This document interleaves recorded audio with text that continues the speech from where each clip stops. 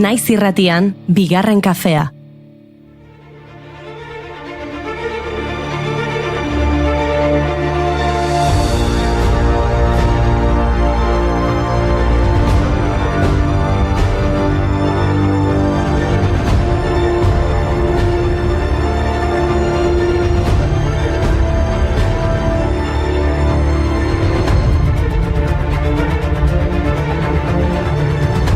Egunon guztioi, oraindik festarako gogoz, ez dakit zenbat gau pasuri ikusi ditudan ona bidean, baina tira, goizeko 10 pasata ditugu eta oraindik parrandazale batzuk erretiratzeke daude. Mesedez, nik ezin dut gehiago parranda, egun eta gau, mozorroz beteta daukat garbigailua. Alkohol eta patata frijitu gehiago ez mesedez. Uste dut bizitza estiloa aldatzeko unea iritsi dela. Gaur kirola egitera joango naiz. Korrika egitera agian? Gaur Lilatoiak 35 urte betetzen ditu. 1980ko martxoaren 4 lehen aldiz antolatu zuten Lilatoia, emakumeen lasterketa Donostian. Antolatzaileek Irlandan egiten zen emakumezkoen lasterketa batetik hartu zuten ideia eta martxoaren 8 inguruan egitea proposatu zuten. Berriak idatziko ditut azaletan, behintzat irakur ditzazun biluzten euzunetan, aginteak men egiten dizunetan, aurkituko nauzu hemen izango naizkemen, ukitzen den gorputzoro, mintzen den bihotzoro da nirea. Lilatoia aipatuta esan behar dugu kale okupazioa eta emakumeen ikusgarritasuna helburu jarrita hantxe abiatu zirela, baina lehen urteetan zailtasun handiak izan zituztela.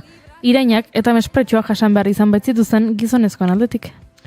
Urteekin indar handi hartu duen ekimena da eta lehen urtean parte hartu zuten 130 eta 150 korrikalari haietatik 6.000-tik gora izatera heldu dira. Aurten data pixka bat aurreratu zuten eta otsailaren 22an egin zen lasterketa. Aurten gainera eguraldiak lagundutako jardunaldia izan zen. Beraz, aldarrikapenak egin zituzten bai, baina festagiroan. Eta nola ez, musikarekin. Guk gaur egingo dugun bezalaxe. Zein izango da hurrengo kantua? Afrikaren ahotsa edo Afrikaren ama izenez ezagutzen den Miriam Zentzimakeba gaurko egunez jaio zen 1932ko martxoaren 4, beraz DJ Play the Song.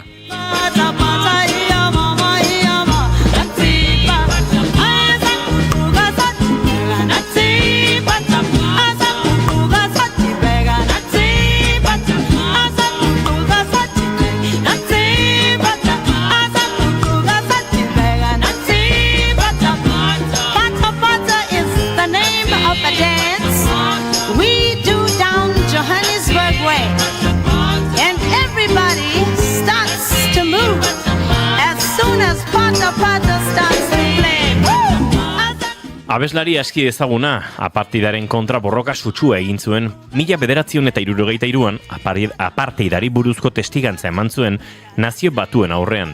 Eta adierazpen horren ondorioz, Hego Afrikako gobernuak bere disko guztiak debekatu eta herrialdera itzultzea eragotzi zion. 30 urtez erbestean egon zen. Nelson Mandela konbentzitu egin zuen 1980an Hego Afrikara itzultzedin. Une hartan mundu osoan ezaguna zen jada, bai musika talentuagatik, bai desberdintasunaren aurkako etengabeko borrokagatik. Ama Afrika ez izena jarri zioten. Eta Hego Afrikatik Kubara gaurko egunez jaio zelako Emilio Estefan, kubatar musikari eta ekoizlea, bere emaztea den Gloria Estefanekin batera Miami Sound Machine taldea sortu zuten 70ko hamarkadan.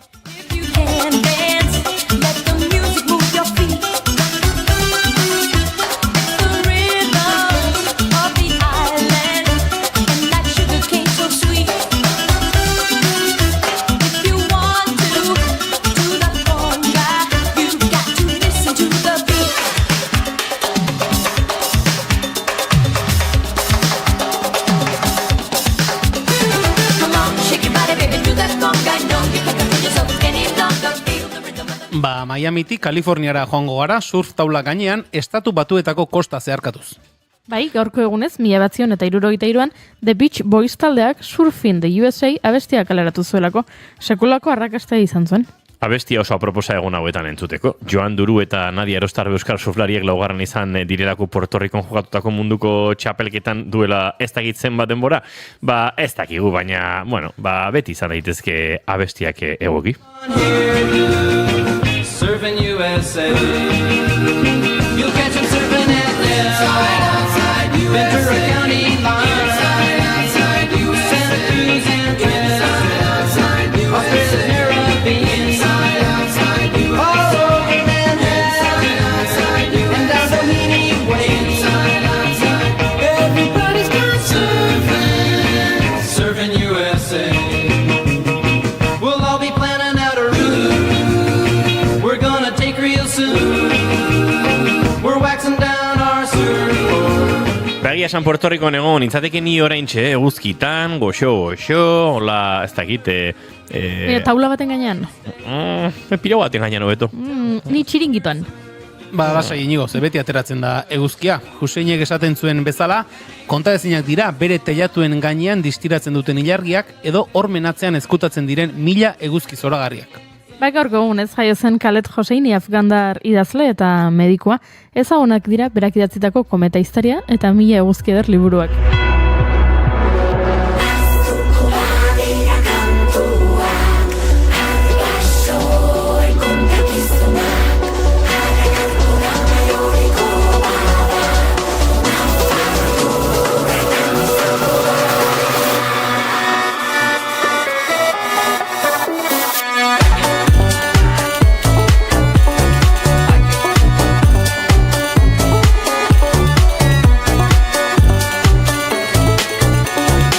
Bueno, hemen egin dugu, bidea Afrikatik Kubara, Kubatik Puerto Ricora, Puerto Ricotik lehenago Kalifornian ibili gara, orain Afganistanen gabiltza, horrelakoaren baten iritsi beharko dugu Euskal Herrira. Eta, bueno, baitzakiak aso Michel Labegerik jarri beharko digu. Gaurko egunez, 1921 jaiozelako abeslari euskalduna uztaritzen. Euskal abeslaria esan du bezala politikaria eta euskal kantagintza berriaren aita. Bidisko txiki eta 8 abesti baino ez zituen grabatu, baina hori nahikoa izan zen euskal kantagintza berriari atea zabaltzeko. 7 urtean 5 bihotzeko jasan zituen Michel Labegerik eta azkenean 1980ko uztailaren 28an hiltzen Okzitaniako Tolosako ospitalean bihotzeko ebakuntza batean. Haren azken agurrean 4.000 lagun elkartu ziren kanbon. Zure ondua ama daukazu, ez zaitu inoiz utziko. Ai, ene bada, kontu gehiago ere... Ui. Ez dukiko, Juri, pixete hola salto egin duzu. Hau... Aste arte inauteria. Inauteria, baina majoa, 6. eguna, ajea, belarreitatik ateratzen dela, hemen. Bai, eta atzo, zera, norbaite pentsa dezake, inauterietan, aste artea, atzo Tolosan jendetza zegoen, astelen eta oso egun potoloa izaten da, gaur ere ibiliko da, gutxixiago, baina tira, nabaritzen da, nolabait, festazaleak ere indarra galtzen ari garela, nolabait. Bai, baina musikak salbatuko gaitu, hori ziur naiz, horretaz ziur naiz. Eskerrak Maialen tegia bidea horren gaur, zuri beltzezko teklak sekzioa egitera. Eta beti zurekin maskoten beilatokia aurkeztu nahi dizuegu. Gure maskota kutxunak azken urera arte zaintzen dituzte eta horretaz hariko gara. Eta esan bezala kontu gehiago ere izango ditugu zuekin partekatzeko. Hori bai, ajea nabaritzen da, beraz, niri alkoholik ez aipatu. Gaur garkoa Goiuri, bihartik aurrera komeriak. Bihartik aurrera, hasi dira komeriak. Ez. Bukatu inauteriak eta hasi komeriak, hori da, marka. Entzuleok, hemen txegabiltza, aleginak egiten. Martxoak lauditu gaur eta asteartea da, asteartita. Ongi etorri guztioi, bigarren kafera.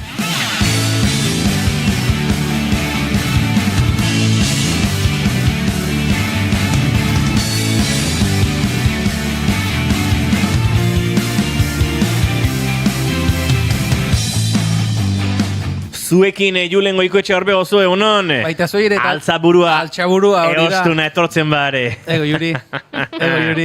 Ai. Zuekin Goiuri ezei zarandia edo haren harimatik erreplikan jarritako holograma. Geratzen dena. Egunon, maja. Ibeltze zantzita etorri nahiz gaur dolu eguna delako niretzako. Bai, gaur aste arte beltza. Bai. Izketan ari zaizuena, Uinigo Xelurbide gaur bigarren kafeak 923 du, martxoak 4 esan da bezala, gu hementxe 3 hurrengo 2 orduetan zuekin, bat egiteko asmotan, naiz eta denen artean bakarra ere, egiten ez dugun antza. Ongi etorri guztioi, naiz irratian zarete, bigarren kafean.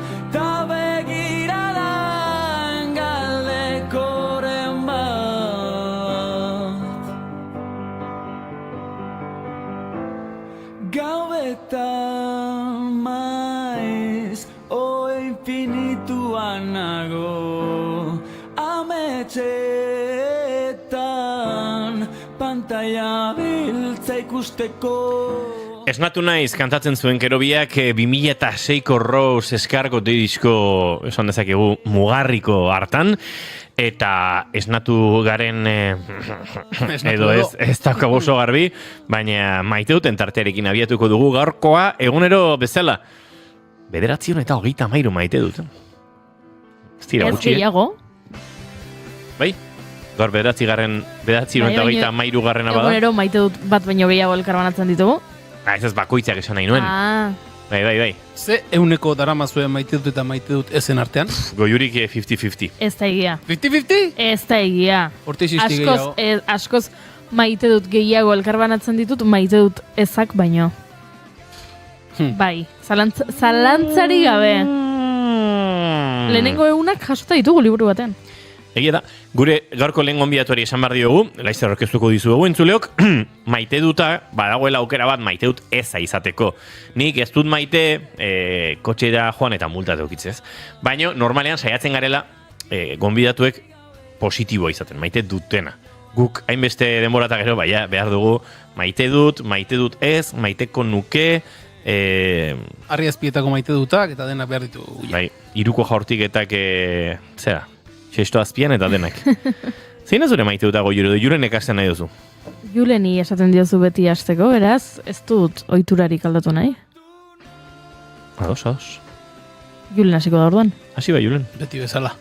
Begira, ni gaurkoan maite dut ez bat ekarriko dut, ze begira duela 10 bat egun edo, nik askotan aipatu du, ni herri txiki batean bizi naizela, eta herri txikietan kasi denok ezagutzen dugu elkar, eta egoten dira, pertsona batzuk, herri guztiak ezagutzen ditu, herri guztiak askotan beraiekin hitz egiten du, ez da askotan harreman sakonegirik behar jende horrekin hitz egiteko, beti dauka esaldiren bat, agurtzen duzunean zerbait esaten dizu, eta kontua da, duela 10 bat egun edo, pertsona bat, gure herriko pertsona bat, hil egin dela, eta pertsona horrek, bazuela ez, jende guztiarekin hitz egiteko ohitura hori, jende asko esaten zuen, egos korrutxa eta ez dakizer eta bakizer, baina azkenerako jende hori ere herri guztiak maite izaten du, eta pena eragiten dut horrelako heriotzek herrian, baina gero handik egun batzutara jakin dut edo gizon hilden horren osaba bat hiltzen, bera hil baino egun batzuk lehenago. Eta bere osaba horren hiletan, nire ezagun bati, gerora hilden horrek esan omen zion. Hau zen gure gurasoen belaunalditik eratzen zen azkena, laster, hurrengo belaunaldikoak hasiko gara hiltzen, eta ez oten ezin lehenengo izango. Eta handik 3 egunera hilda, gizon hori. Horregatik kontu zibili behar da esaten dugunarekin, Eta egin zidan horrela izaten da, bizkarrezurrean horrelako otzikara moduko bat, esan dut pena ematen duela ez, horrelako pertsona bat hiltzen denean, baina gero horrelako zerbait kontatzen dizut eta geratzen zara horrela, otzikara puntu batekin, eta hori zen, nik gaur partekatu nahi nuena. Beraz badakizu, nire inguruan zu baitzara horrelakoak gehienetan egiten dituen pertsona, horrelako iruzkinak gehienetan egiten dituen pertsona, beraz. Isilik nahi. Isilik nahi, oixi. Hala ere, nolakoa diren gauzak ez, nik tarteka esan izan dut, gaur loteria erosi dut, inoiz ez dut erosi, baina behin erosiko eta tokatu egingo zait. Eta ez da edo, herri batera iritsi topera egon da esan, urrengo kurba hartan ezkereta lekua egongo da parkatzeko. Ez da goten. Batutan bai, baina normalean. Orduan, ez da egit. Bizitza justizia poetiko eskasa daukagun. Ez da justizia. Ota amaitzeko denbora gutxi geratzen da bestia te multa jarriko. Gero joan eta multa. Horrelakoa bai. Zein da zure maite dutago, Juri? Nere maite duta da, zer da nere maite duta? Begira, nik maite dut, jendea, hurbiltzen denean festa batera, beste ikuspuntu batzuetatik. Eta azaldu egingo dut, ze horrela ez da bat ere ulertzen. Kontua da, ni Tolosarra naiz, Tolosan egun hauetan inauteriak ospatu ditugu, eta ondo dakizuen bezala, eta jaio nintzenetik, ezagutzen dut nik festa, eta ez jaio nintzenetik maite dut festa hau, baina badago jendea, ez dela Tolosarra, edo Tolosan bizi izan dena, baina ez duena harremanik eduki inauteriakin, eta batean zerbait gertatzen da, eta inauteriekiko lotura bat sortzen zaizu, adibidez. Zu zara emakume edo gizon bat zure bizitza guztian zehar, inauterietan, aprobetxatu dena, herritik joateko eskiatzera adibidez, hori ohikoa izaten dela, ez duzu bat ere loturarik inauteriekin, eta batean zure 12 urteko semeak esaten dizu, aita ama, aurten, mesedez, gera gaitezen inauterietan. Nere lagunekin mozorrotu nahi dut, eta, txikia naiz bakarrik geratzeko etxean, beraz, mesedez, gera zaitezte zuek. Eta orduan, guraso horiek erabakitzen dute, geratu egingo gara gure semearengatik edo alabarengatik, eta batean, gozatu egiten dut inauterietan. Eta batean, bihurtzen dira, inauteri zale. Edo agian zuzara Tolosarra, eta daukazu mutil bat dena Galiziarra. Eta ekartzen duzu, ona, zure mutilagunari, zure herriko festak eragutsi nahi zizkiozulako. Eta zure lagun Galiziarrak, orain arte, 35 urterekin, 35 urte hauetan ez du loturarik eduki inauteriekin. Eta batean, lotura bat.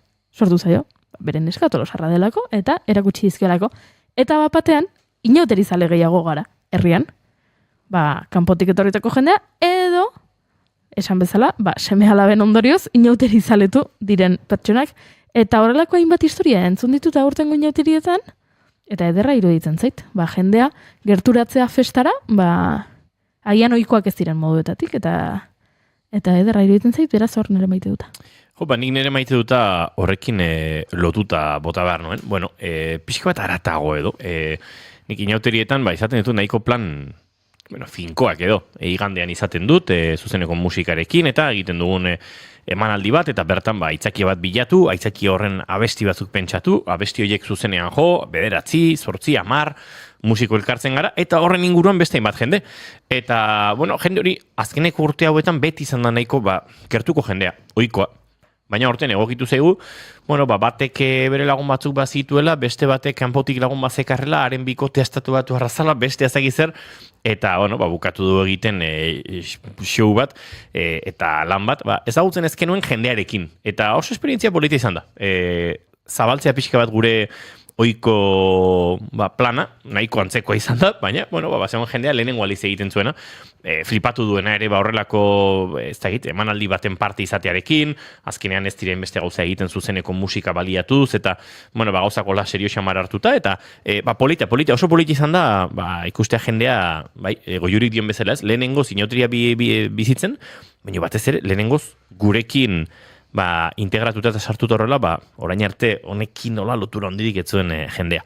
eta maitatu dut, eta hoi igandean, baina astelenean ere, bai egon zen, txarangan lehenengo aldiz ateratzen zen jendea, guk eroetxe txarangarekin oso txaranga xelebra daukagu, denok paiazuz jantzira goaz, 100 gora pertsona ateratzen gara, denak ezkara musikariak, berrogei eta 5 musikari elkartzen ote garen, asko dira alare, baina gero ume mordoa ateratzen da aurrekaldean Jon Ander Larrañagak zuzenduta eta izan erdi jostaiuzko pandereta batekin, bonbo txiki batekin julen. Zarata majo ateratzen dute bai. Bai, kajatxo batekin, egia batzutan zaratak gehiagitxo ere egiten dutela, esan bartzaiela, ei txikik, suabe jo behar da.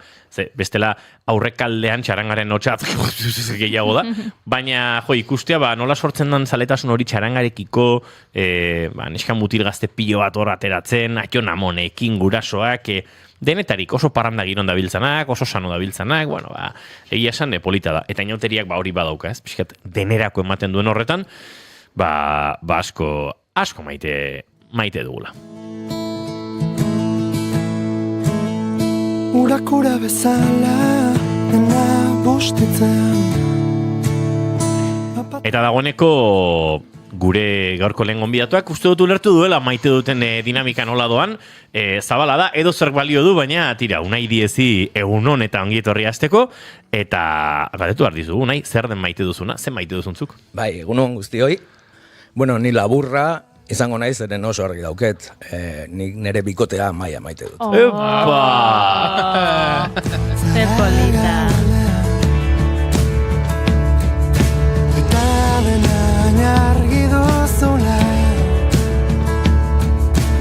aurkitzen gara, baina berandu da. Elkarrizketa hau egiteko ideia begien aurrean parez pare jarri zitzaigula esatea, ez da gezurretan aritzea. Hementxe geunden, arratsalde batean elkarrizketa gai posibleak bilatzen eta laborategiaren pareko kaletik furgoneta bat pasatzen. Beti zurekin maskoten belatokia jartzen zuen furgoneta hartan. Berehala hasi ginen informazio bila eta ikusi genuen maskota edo etxeko animalia hiltzen denean behar bezalako agur bat eskaintzeko aukera ematen duen enpresa badela.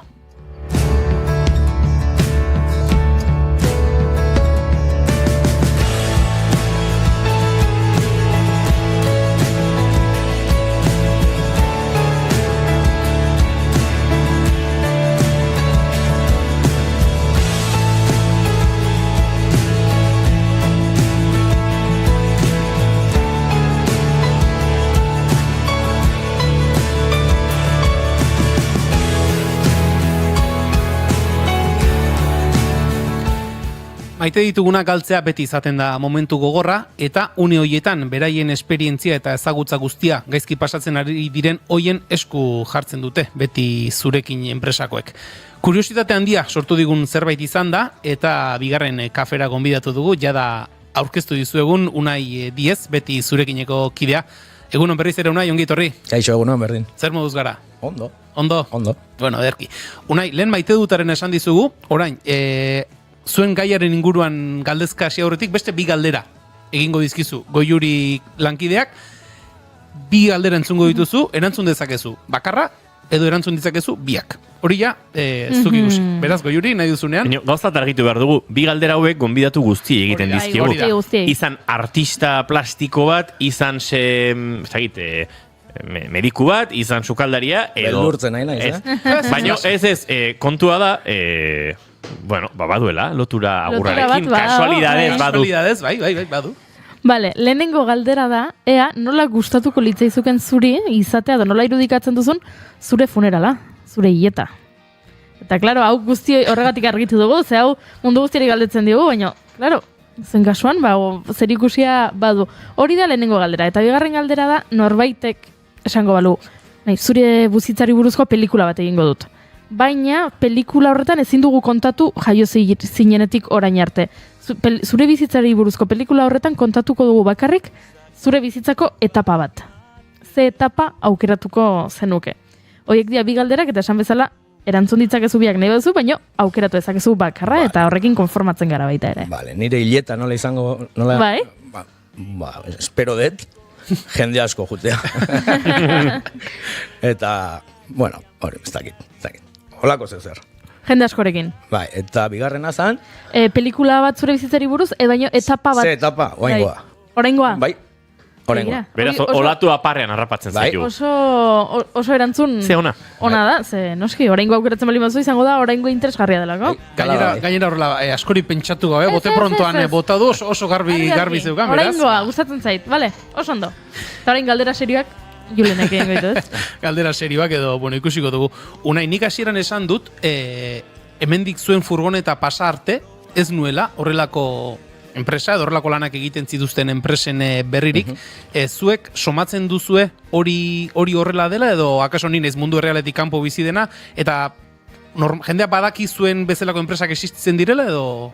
Bai, gainea geroz eta gehiago deitzen dute. Bai, leno, uste detenez, Gipuzkoan bakarrik zegoen San Marcoseko errauste, ez basureroa edo... Bai, zabortegia, bai. Hor erretzen zidan maskotak, bueno, edozein animali, baina horregatik Javier Riverok egin zuen beti zurekin enpresa, orain dela uste eta 17-18 urte gutxi gehiago. Eta beharra zegoelako. Eta orain ez dakit beste enpresarek dagoen Gipuzkoan, Nafarroan badakit baietz, baina ez dakit, asko ez daude bintzat. Eta beharra badago. Beraz, jendearen aldetik somatzen duzue jendeak nahi duela etxeko animalia bat hiltzen denean, agur duin bat eman. Bai, noski, bai. Bai. Eta ez dakit, galdetuko oso galdera orokorrak aso irudituko zaizu, baina nolakoa da zuen lana? Bueno, lan egiten dugu gehien bat albaitariekin. Baita partikularrekin ere. Beraz, deitzen diguenean albaitari batek, animali, maskota, edozein animali izan lehike, egin dela, gure zerbitzua da, jaso, nola esatea, goxotasun guztiakin, montu guztiarekin, eta eramaten dugu. Gero ematen ditugu bi zerbitzu mota. Animali hori hilda dagoenean eta gu jasotzen dagoenean, posible dezu, individualki bakarka errausketa egitea, eta gero bere errautsak zu jasotzea. Pertsonekin bezala egiten da. Dago bilatoki bat, azken agurra emateko, eta anegoten zara, azken momentura arte. Eta gero errautsak jasotzen dituzu. Gero beste zerbitzua da, kolektiboa egitea. Animali asko ez dutenak behar, jabiak errautsak jaso, hor elkarrekin erretzen dira gero. Vale. Eta zuk esan duzu edozein animalia mota izan daitekeela, ez dakit somatzen duzue joera bat etxeko animalia gehiago egiten direla, edo izan litezke baserriko abereak, edo nola izaten da? Gehien bat, txakurrak eta katuk, baina baita ere, uron, untxiak, dordokak, txoriak, animali asko. Asko. Tokatu zaizuen animaliarik xelebrena, arrarona? Xelebrena, ez dakit nola esaten den euskeraz, baina una foka. Epa, itxas Txakurrak dira, ez? Fokak. Lezoko ibaian. Nio norbaitena zen edo... Ez, agertu zen. Agertu zen eta egokitu zitzaizu. Udaletxeak deitu zigun. Udaletxe askok ere deitzen digute. Igual, karreteran txakurren bat dilda bada, o katuren bat, o dana dalako basurdek. Oik ere jasotzen ditugu. Beraz, esan daiteke unai egiten duzuela zerbitzu bat ola pixkat bikoitza, ez batetik animalia bat hilda dagoenean eta gorpu horren kudeak eta egin behar denean, bueno, hori egin, gorpu hori kendu dagoen tokitik eta behar bezala prozesatu, eta bestetik alde bat pixkat emozionalagoa, ez? Hori da, hori normalean albaitariekin gero partikularrak etortzen dira gure beti zurekin enpresara. Eta jende asko esango zizuen, nik berandu ezagutu zaituztet, ze eukinuen txakur bat duela 2 urte hiltzena, eta nahi genuen zerbait berezia egin, eta ezkenekien nola egin, ez? Leno itxezana zan zuloa egin mendin, eta hor sartu. Nio guain hori ez dinezkoa da. Azteko debekatuta dagoelako. Orduan jendeak behiratzen du, internet daukagu edo zertarako, orduan egiten dute, tanatorio de maskotas, olako zeo zer jarri, eta belaxe, gu gaude hor. Eta normalean, esan duzu, albaitariekin lan asko egiten duzuela, jendea jada albaitariaren gana doanean eta ikusten duenean, gutxi gora bera zer etorri litekeen, ez? Ja ideia okerrenean jartzen zarenean, jendea normalean jada argi du gero zuen zerbitzuak erabiliko dituela, edo bada oraindik jendea, albaitariarenean jakiten duena zuen berri badagoela, edo jendea aurre ikusita izaten du. Nik uste erdi eta erdi, baina, claro, normalean igual ez baldin badakizu, albaitariak esango dizu. Zerbitzu hau daukazu, beti zurekinekin. Eta batzuk, ez dakit, porcentajea ez dakit, baina askok badakie. Zeren kliente berak, igual 2 o 3 alditan etorri da. Maskota ezberdinekin. Eta gero, ahozkoa ere, asko funtzionatzen du. Jendeak errepikatzen du. Bai, pozik gelditzen dira. Bueno, hori seinale ona da. Inigo gaipatu du lehen, Unai, nolabait ere zuen lanak baduela alde emozional bat, ez? Esan nahi dut, errespetu guztiarekin esan da, etzoazte etxe batera sukaldeko armario berri bat jartzera, une delikatuak dira, horretan ere, zuek langile bezala ere, prestatuta egon beharko duzu, zuentzako ohikoa izango da, baina beti kasu ezberdina tokatuko zaizkizu eta pentsatzen da gure lana delako, baina guk ere guztiok animalia dauzkegu etxean. Guztik. Eta orduan jakiten duzu momentu horretan zeren gogorra den. Beraz gu goxotasun guztiarekin eta respetu guztiarekin eta empatikoa izaten. Horrela da gure lana. Eta jendeak normalean, zuen zerbitzuen eskatzen dituen jendeak argi izaten du zer zuenetik ze zerbitzu jaso nahi dituen edo ze nolakoa nahi duen. Esaten naizea individual, osea, bakarkakoa edo kolektiboa, batzutan badakie eta bestetan guk beti esplikatzen dugu. Jasotzen dugunean, gero datuak hartzen ditugu, bai animaliarenak, bai jabearenak, eta orduan esplikatzen diogu. Ze aukera dauzken, eta nola izango zan gero. Esan duzu, zeuk denok animaliak dauzkazuela etxean, elkarrizketa hasi aurretik esan diguzu, zu etzarela iritsi zarra enpresara, enpresak ia 20 urteko ibilbidea badu, baina zuk azken urteak edo egin dituzu, zuk zeuk nola izan zenuen, bi galdera egingo izkizu batean, nola izan zenuen beti zurekinen berri, eta gero nola izan zen bertan lanean hastea. Bale, nik ez nekien beti zurekin existitzen zenik, baina nik txakur bat eukinun, eta nerea nahiak enkargatu zen tramite guztian, eta beti zurekinekin egin zuen, baina nik ez nuen ezagutzen. Eta gero ni lanean hasi nintzen, Jurgi Rivero, jabearen semea delako eta nire laguna delako. Beraz, hortik etorri zen lotura, eta zu ja pasata zeunden, nolabait ere, tramite horretatik ez, maskota bat hiltzaizu, beti zurekinekin lana... Nerea nahia izan zen. Azurea nahiarena izan zen. Eta garbi zeneukan, horretan lan egin nahi zenuela, gustoko duzu lana? Noski. Bai. Azkenean, zuk bizi izan duzun esperientzia horretatik abiatuta, ez dakit, bestei zuk nahiko zenuken hori eskaintzeak edo betetzen du horretan lanean ari dena, edo nolakoa da zuen lan hori? Bai, nerezako espeziala da, gero, ikusten dezunean jendea nola gelditzen den, bere maskota hil denean, ez dakit, animo bat ematea eta goxotasunarekin lan itea, bai, gustatzen zait. Gero, behiatoki edo tanatorio zerbitzu ere badaukazue, eta gero, zuen webgunean, beti zurekin.eus webgunean sartuta ikusi dugu, badagoela hor, nolabait ere, eskaintza edo dedikatoriak egiteko atal bat ere badagoela. Bai, eskela, baina horretaz ez dakit askonik. Barkatuko diazu, badago, baina ez dakit nola funtzionatzen duen egia esan. Esan edu jendeak, ez dela bakarrik, epatu dugun hasieran ez, animalia bat hiltzen da, joaten zarete, eta gero, errauste zerbitzu zereta zarratago, zerbitzu integralago bat dagoela, eta jendeak behar duela hori. Bai, baita ere, urna diferenteak daude, material diferenteekin, beti grabatzen ditugu laserrakin izena edo nahi dutena, pulserak daude errautsak sartzeko barruan, kolgantiak, gauza asko daude. Animaliekin aspalditik, animalia badituzuela, izan dituzuela edo aipatu duzu, zugek animaliak izaten hasi zinetenetik, edo ez dakizen bat urte diren, gaur egun animaliak agurtzeko itura ikusten ari gara, zuk evoluzio hori, ja enpresa barruan orain zaudela, baina zuek animalizale bezala, somatu duzu beste animali dituzten beste pertsonen artean, eta egon dela gero eta jende gehiago jotzen duela animaliak modu honetara agurtzeko joera horretara? Bai, dudik gabe. Bai, esaten dizut, leheno jendea zeitzezun, o zabortegia eraman, o zulua inmendin, eta hor sartu, eta baina hau beharrezkoa zen, eta jendeak nahi du, eta eroz eta gehiago deitzen ditu. Unai, zineni. Horrelako galera aten ostean jendeak izaten du buruan ez dakit, agurra berezi egin nahia, ez da, zuen gana jotzeak ematen dizki aukera batzuk, baina tokatzen zaizue galdetzea, aizu nahiko genuke, ez dakit, norretik biolina jotzea han momentu hartan, edo musika egitea, edo bertso bat kantatzea, horrelako eskakizunak egiten dizkizuete, edo normalean, maskota horren familiak bere kabuz kudeatzen du?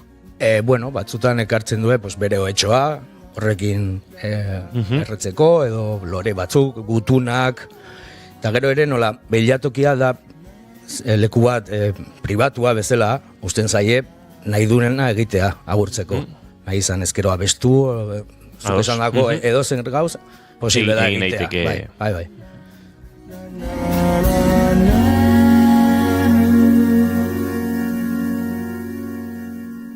Galdu gaitezen. Zuek pentsatzen dut, egunerokotasunean unai horretan lanean ari zaretenean, identifikatuko dituzuela, ez akaso bezeroak zuengana etortzen direnean, badirudi jendeak bide honetatik gehiago jotzen duela, edo inigo esaten zuena ez, eskaera bereziren bat jasotzen dugula, zuek enpresa bezala zentzu horretan, etengabe irekita zaudete horrelako egokitzapenak, edo garapen bide horretara pentsatu zuentzak zuek ere bezeroen gandik jasotzen duzuen informazioa baliagarria izango dela zuen zerbitzuak doitzen joateko. Bai, beti hori da, pres gaude, edo zer sugerentzia, edo kontuan hartzeko eta laguntzeko nahi duen bezala agurra emateko. Eta akaso iritsi jasoko duzu baita ere proposamenen bat, edo bezeroren batek eskatuko dizu zerbait, eta uneren batean ez esate ere tokatuko da, eta une delikatuak izango dira, eta ez da erresi izango akaso. Egia esan, nahi ez zait tokatu. Zaizu tokatu, Ez zait tokatu, ez. Eta esan deuna, aurrera begira, enpresa ustut, urkerazpano, Astigarragan zaudete kokatuta. Ergobia auzoan. Ez dakit, duela 18 urte abian jarritako proiektua da, zuk esan duzu azken urteak daramatzazula bertan lanean, aurrera begira, ez dakit, zerbait gehiago egitea, zuen jarduera zabaltzea edo gustatuko litzaizuk, edo oraintxe bertan ari zaretenarekin zerbitzuen ematea. Nik uste horrela ongi gaudela, baino, nire ez da nire gauza hori erantzutea.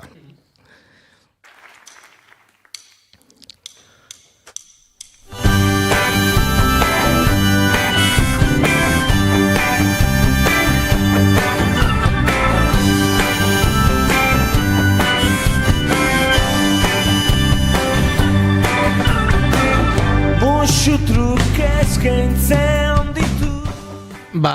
Tira, ezagutu dugu, kuriositatea sortu zigun furgoneta hartako zerbitzuak zertan diren, beti zurekin, Unai, esan? Ahaztu zait esatea, zerbitzua da 24 ordukoa. Egunero urte osoan. Beraz, edozein garaitan... Edozein ordutan, edozein egunetan, igual, partikular bat denean, igual maskota hiltze zaizu goizeko 3:00, hori ez da elegitzen. Deitzen gaituzte, ordu erdi batean, hortxe gaude. Hori ere esan da geratzen da, beraz, zerbitzu bete-betea, beti zurekin enpresak ematen duena, esan dugu, ia 20 urteko ibilbidea ere bai. Webunea gogoraraziko diegu entzulei, betizurekin.eus, barkatu. Betizurekin.eus, webunea, eta bertan, emate dituzten zerbitzuak, jakin beharreko gauzak, harremanetarako telefono eta baita e-maila berare topa dezakezue, baina batez ere, patu bezala, telefonoa 24 orduko zerbitzuarekin, telefono finkoa, mugikorra, egia esan zerbitzu osoa, eta egia esan ezagutzen ezkenuena, eta ezagutziak poza eman diguna, hemen ere oso animalia zaleak garelako, ordu asko pasatzen dituzten lagunen txakurrek hemen gure laborategian bueltaka, eta tira gauza ederra da jakitea, duela ezain beste, galdu genuen guk ere, lagun baten txakurra, hemen ordu asko igaro dituen txakurra, eta badakit beraiek ere, nahi izan zutela zerbait berezi egin, eta ezken nuen oraindik beti zurekin ezagutzen, beraz hortxe geratzen da, gure buruetan, eta entzulek ere badakite dagoeneko. Noski. Esan dakoa, Unai Diez, beti zurekin enpresako kidea. Mila esker, bigarren kafera hurbildu eta egiten duzunaren berri emategatik, eta beste bat arte. Mila esker zuei. Eraman nazazu zure barnera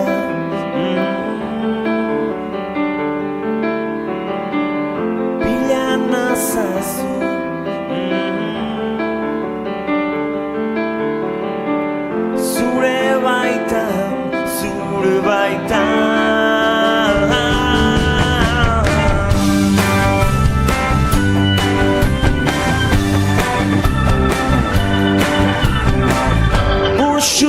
Zuk eskaintzen ditut Bi estrofa lelo zahara Bide lagun izan nahi du Rion kantua idatziko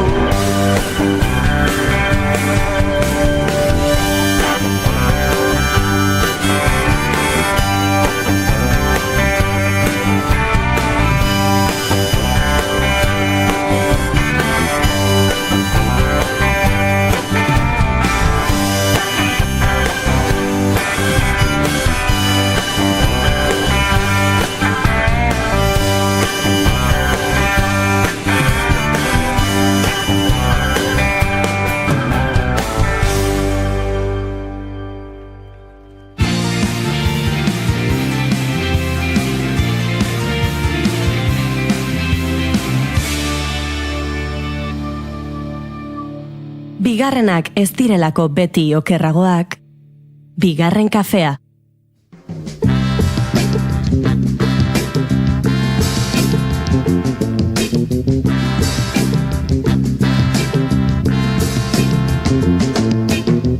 There's something happening here. What it is ain't exactly clear. There's a man with a gun over there. Ze hautxe ederra, Bai, egia esan, ederra da Ama Afrikaren ahotsa eta musika, Bai, baina bakizu zer den ederra. Ba, ahots paregabea izateaz gain, Miriam Makebak bazuela ekintzaietzarako sekulako borondatea eta borrokalari sutsua izan zela eta askok bere ahotsaz gain gogoratzen dutela horregatik. Ze aipatu behar da, nik uste dut Miriam Makebataz, Ama Afrikaz hizketan ari garenean hitz egin behar dela Hego Afrikako apartheidaren aurkako borrokalari handienetako batetaz ari garela hitz egiten. Era guztietako bidegabekerien aurka borrokatzen jarraitu zuela, bere bizitzako azken minutura arte. Ze izan ere, agian hau entzuleren batek ez du jakingo, bera hiltzen Castel Volturnon, Italiako kanpania, eskualdeko hiri batean, eta zergatik zegoen Makeba han? Ba, han, hiri hartan 6 ganar hil zituztelako, eta Makeba ara joan zelako, ba, Camorraren, Napoliko mafiaren aurkako kontzertu batean parte hartzera, Roberto Saviano idazlaren alde egiteko, eta ganar hauen eriotza salatzeko. Beraz, esaten denean, azken unera arte borrokan eritu zela, esaten dugu, benetan, hala izan zelako, ze pentsa, ba, kontzertu solidario baten ostean hil zen.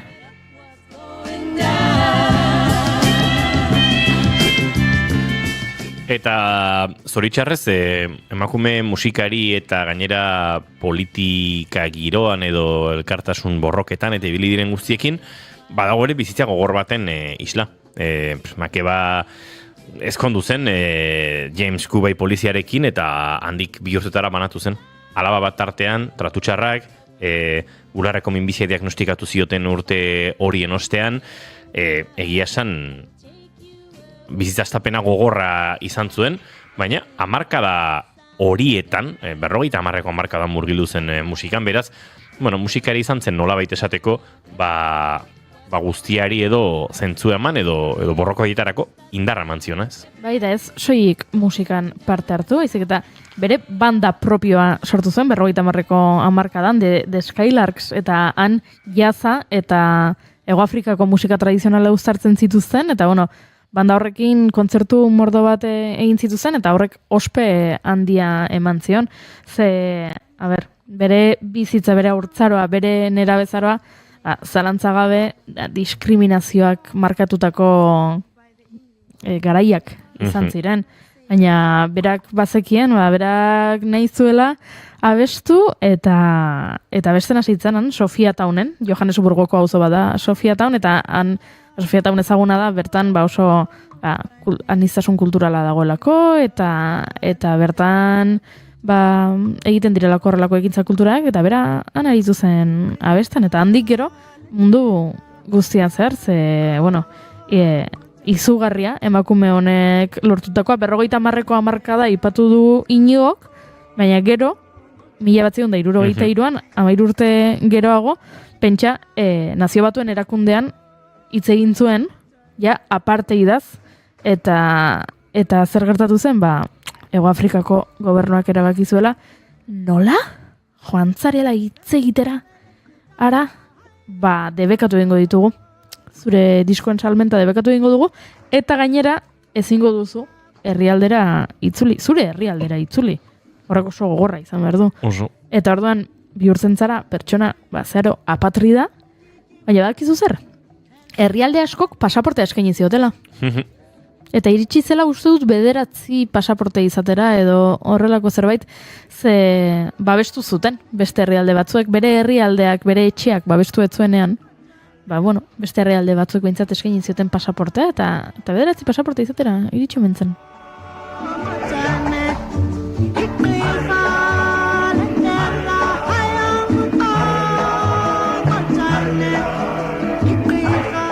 Hiru hamarkada baino gehiago pasa zituen atzerrian, erbesteratuta, Estatu Batuetan, Frantzian, Ginean, Belgikan, bereziki herrialde horietan bizi izan zen.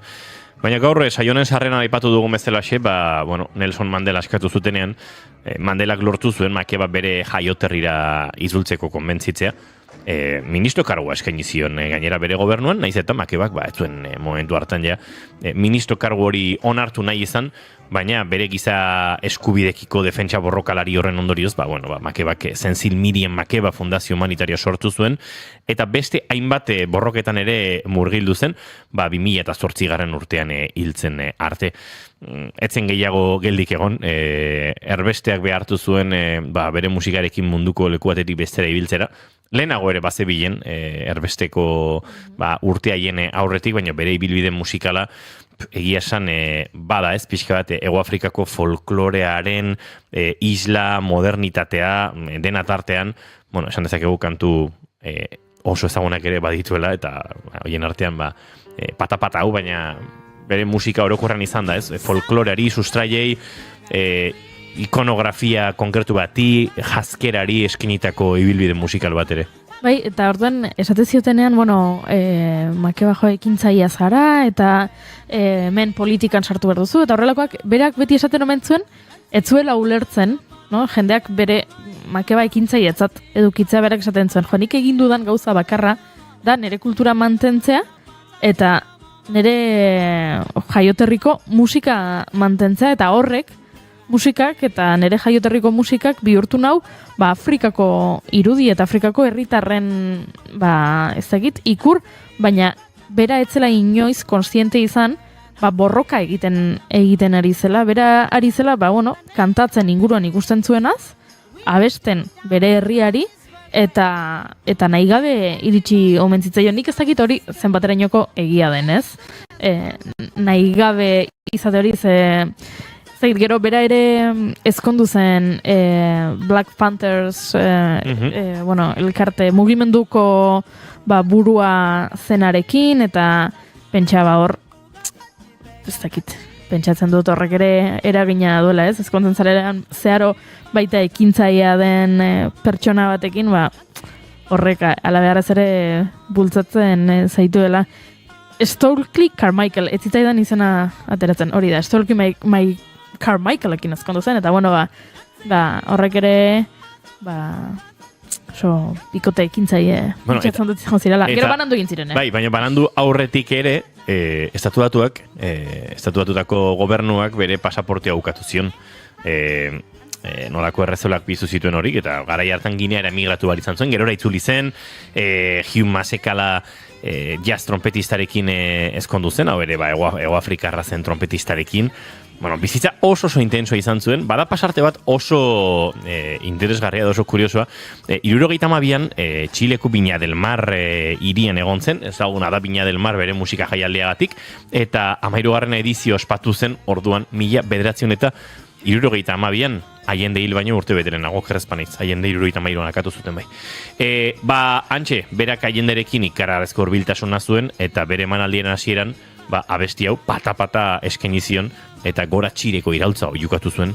Eta ikusle kontserbadoren artean txistu egin zioten, eta denbora guztian haren aurkezpen artistiko eragozen saiatu ziren, ez zutelako aldarrikapen eta elkartasun hori inolaz ere ontzat eman, baina kantu hau pata-pataren bertsio asko daude, izan daiteke, kanturik ezagunenetakoa orokorrean, ez, musikaren historian beran ere, eta zenbat artistek bertsionatu duten kantu hau.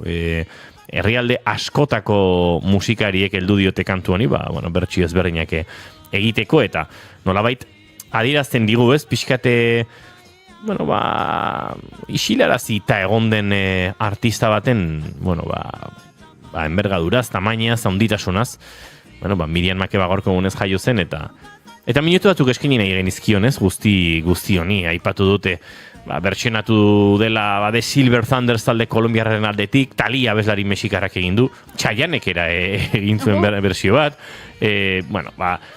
kantu hau aukeratu zuten Nazio Batuen aurren laguntzarako funtsak UNICEFek, labait afropop pieza horren bertsio berri bat ola merkaturatu zuten, ez dakit, denetarako eman du, eta pixat Ego Afrikako sosia folkloran oinarrituta, Angelique Kidjo Beninesarekin egin zuten bertsio bat, COVID-aren borrokaren kontzientzia kanpainan. Ez dakit, bera hilda ere kantuak bueltasko ematen jarraitu du, eta ematen jarraitzen du.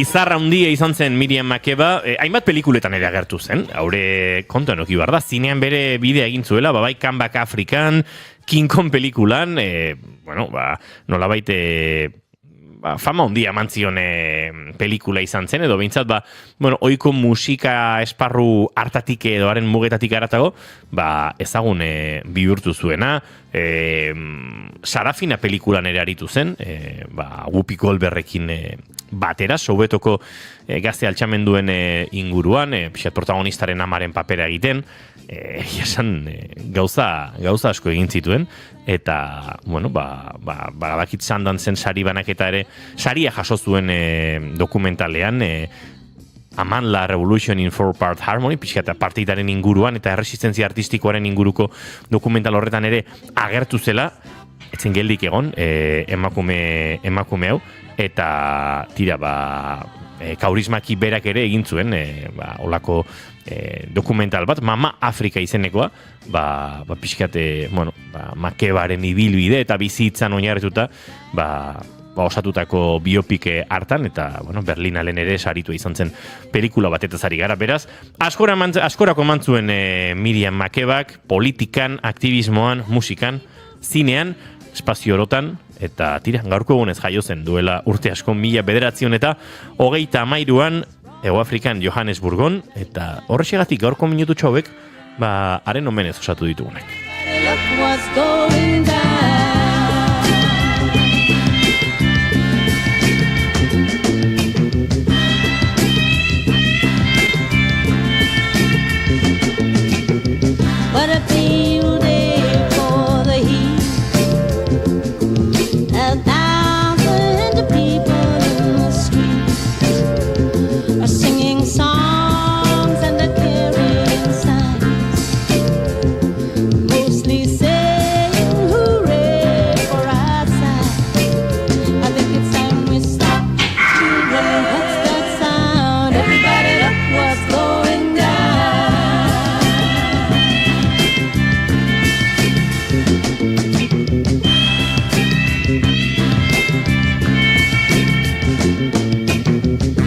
Tara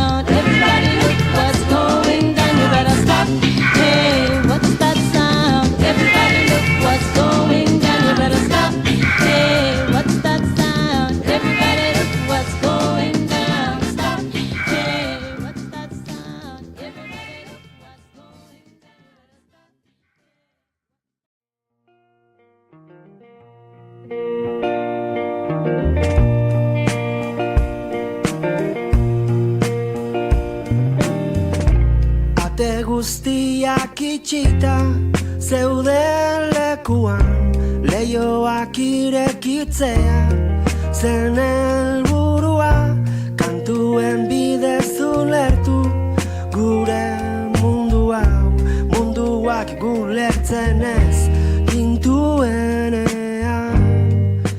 Pasaden urtean egindako ikerketa baten arabera, geroz eta pertsona gehiagok erabakitzen dute albiste jakin batzuk saihestea, egunerokotasunean eragiten dietelako.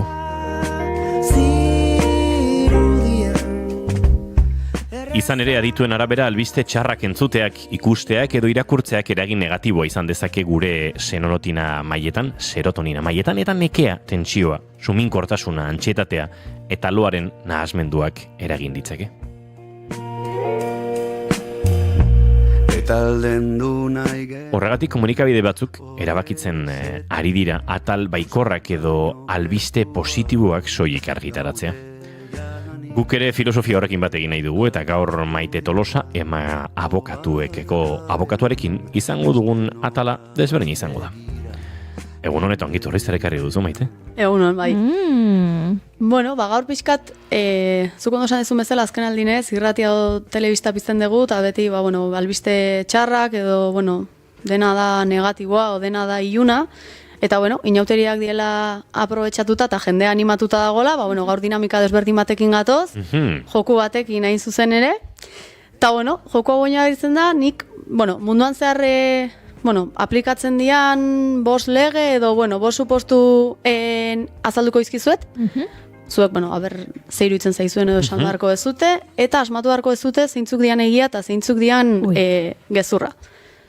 Vale, azken ariketa hau bukaerarako utziko dugu. Denak esango izkizuet eta bukaeran asmatzen dituzuen, o ze iruditzen zaizuen, o leku hauetan egontzeaten eta olako zerbait egin dezuten.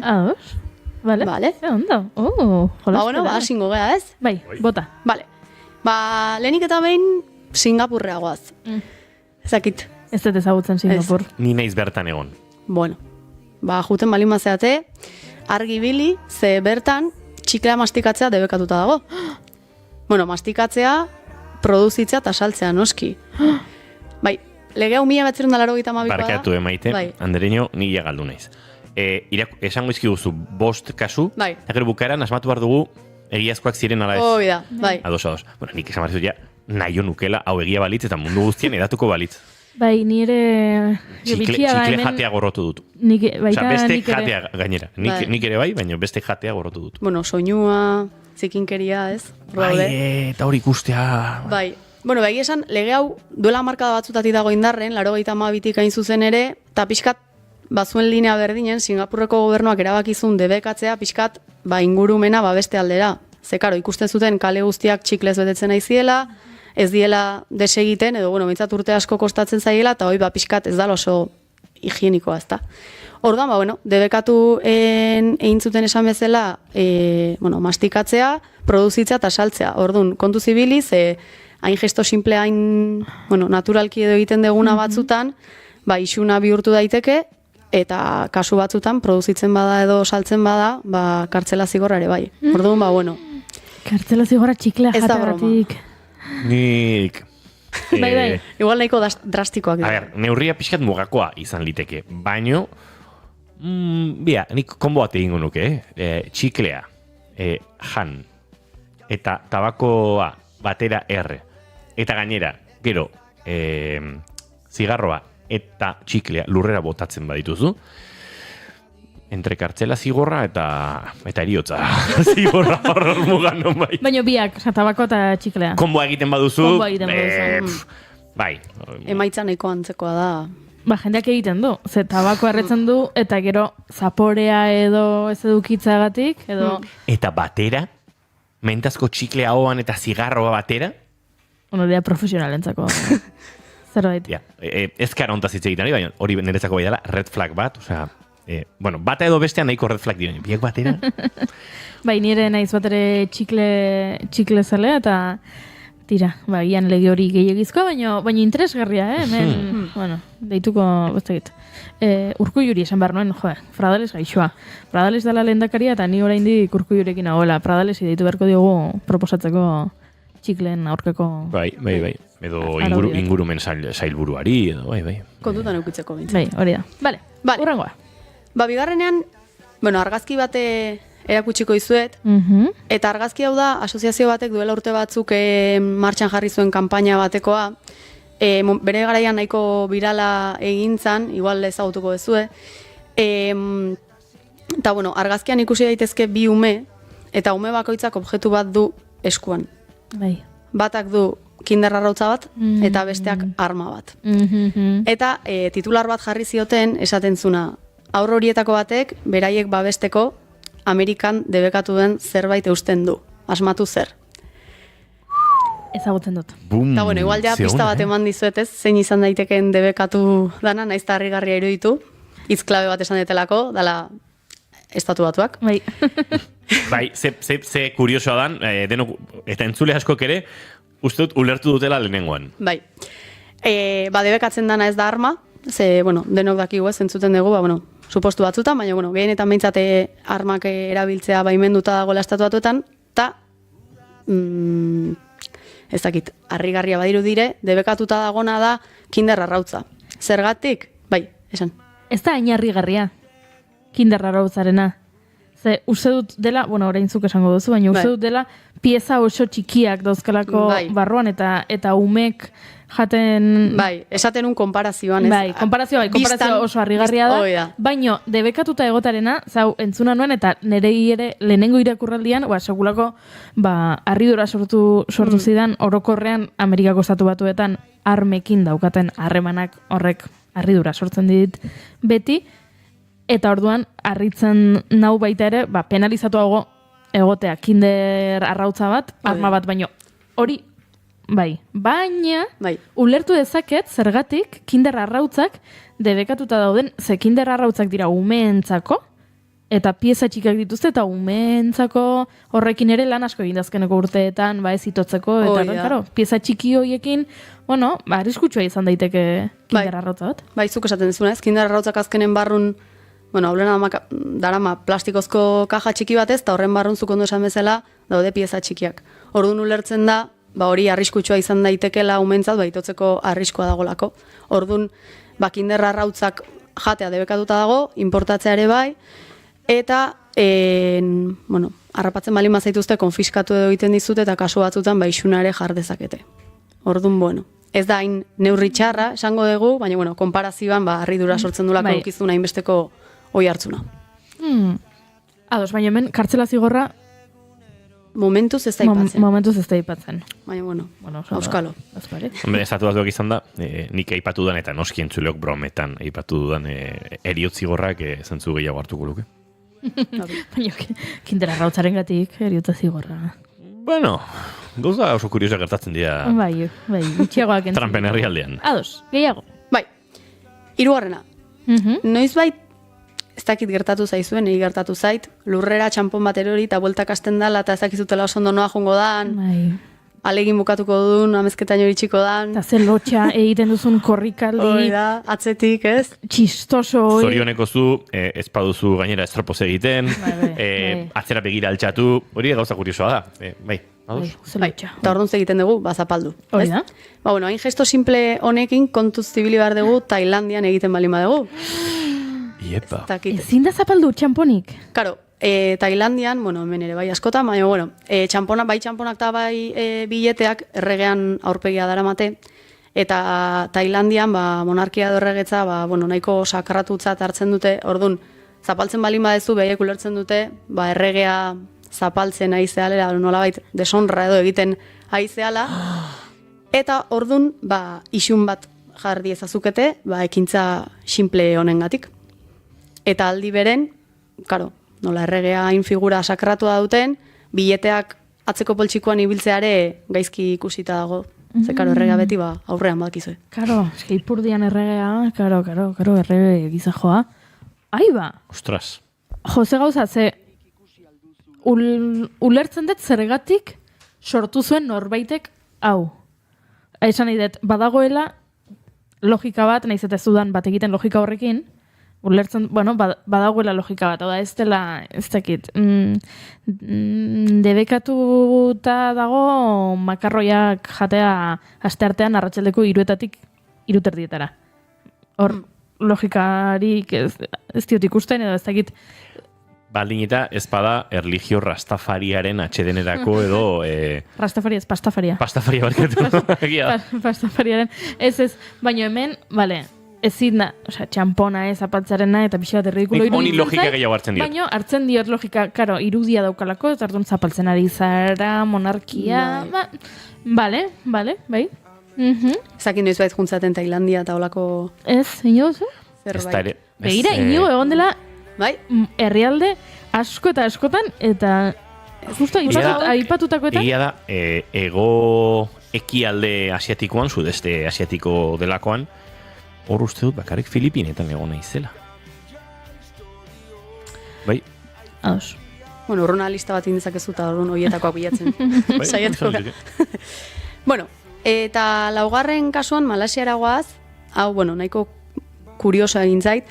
2011 urteaz, 2011az geroztik, kamiseta edo, bueno, erropa horiak debekatuta daude Malasian, zeren urte hortan egontzan nolabait, bueno, iraultza edo, bueno, jendea gobernuan kontra altxazan, eta manifestariek, zerbait komunean eraman beharrez, eta kamiseta horiak jantzi zituzten. Orduan ulertzen da, kamiseta horiak gobernuan kontrako ikur moduan hartu dituzte, eta orduan debekatuta daude jantzi horiak bertan erabiltzea.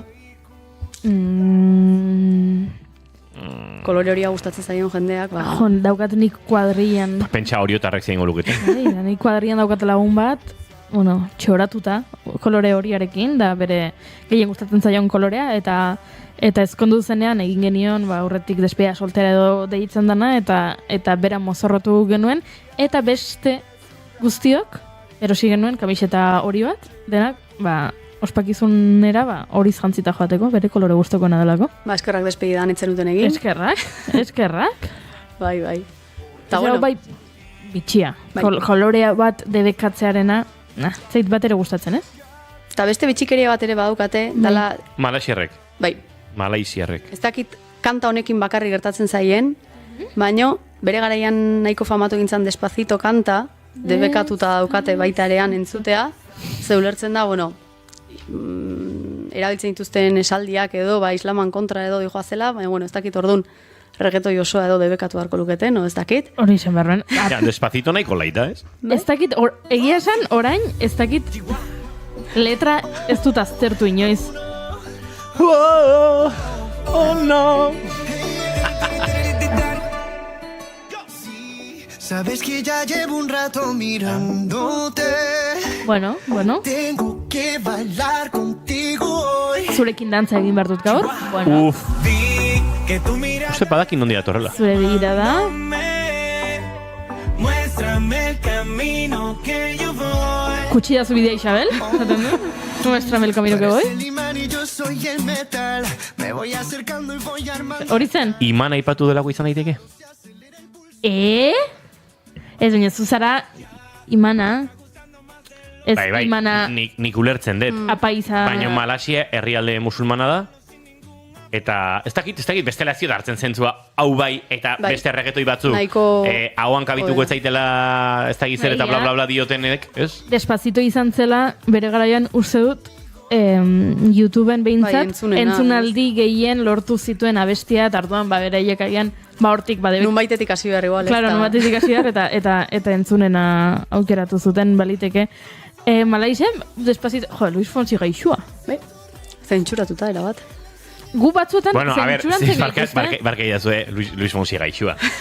Kantonek eman dio, guk 3 bizitza guztia lan eginda irabaziko ez dugun dirua. Ez, 10 bizitzetan ere. Malasian zentsura egoteak niri egia esaten edazue 5. Bueno. Luis Fonsi egotea, Bai, bueno. Baina berari pena mango dio, Ez? Ikusten du gizajoa buru eltsi ezin altxata Malaisiarrek debekatu dutelako Despacito. Bueno, ez dakizu, haizu. Galdetuko diogun. Yo no tengo prisa, yo me quiero dar el viaje. Empezamos lento, después salvaje. Pasito a pasito, suave suavecito. Nos vamos pegando poquito a poquito.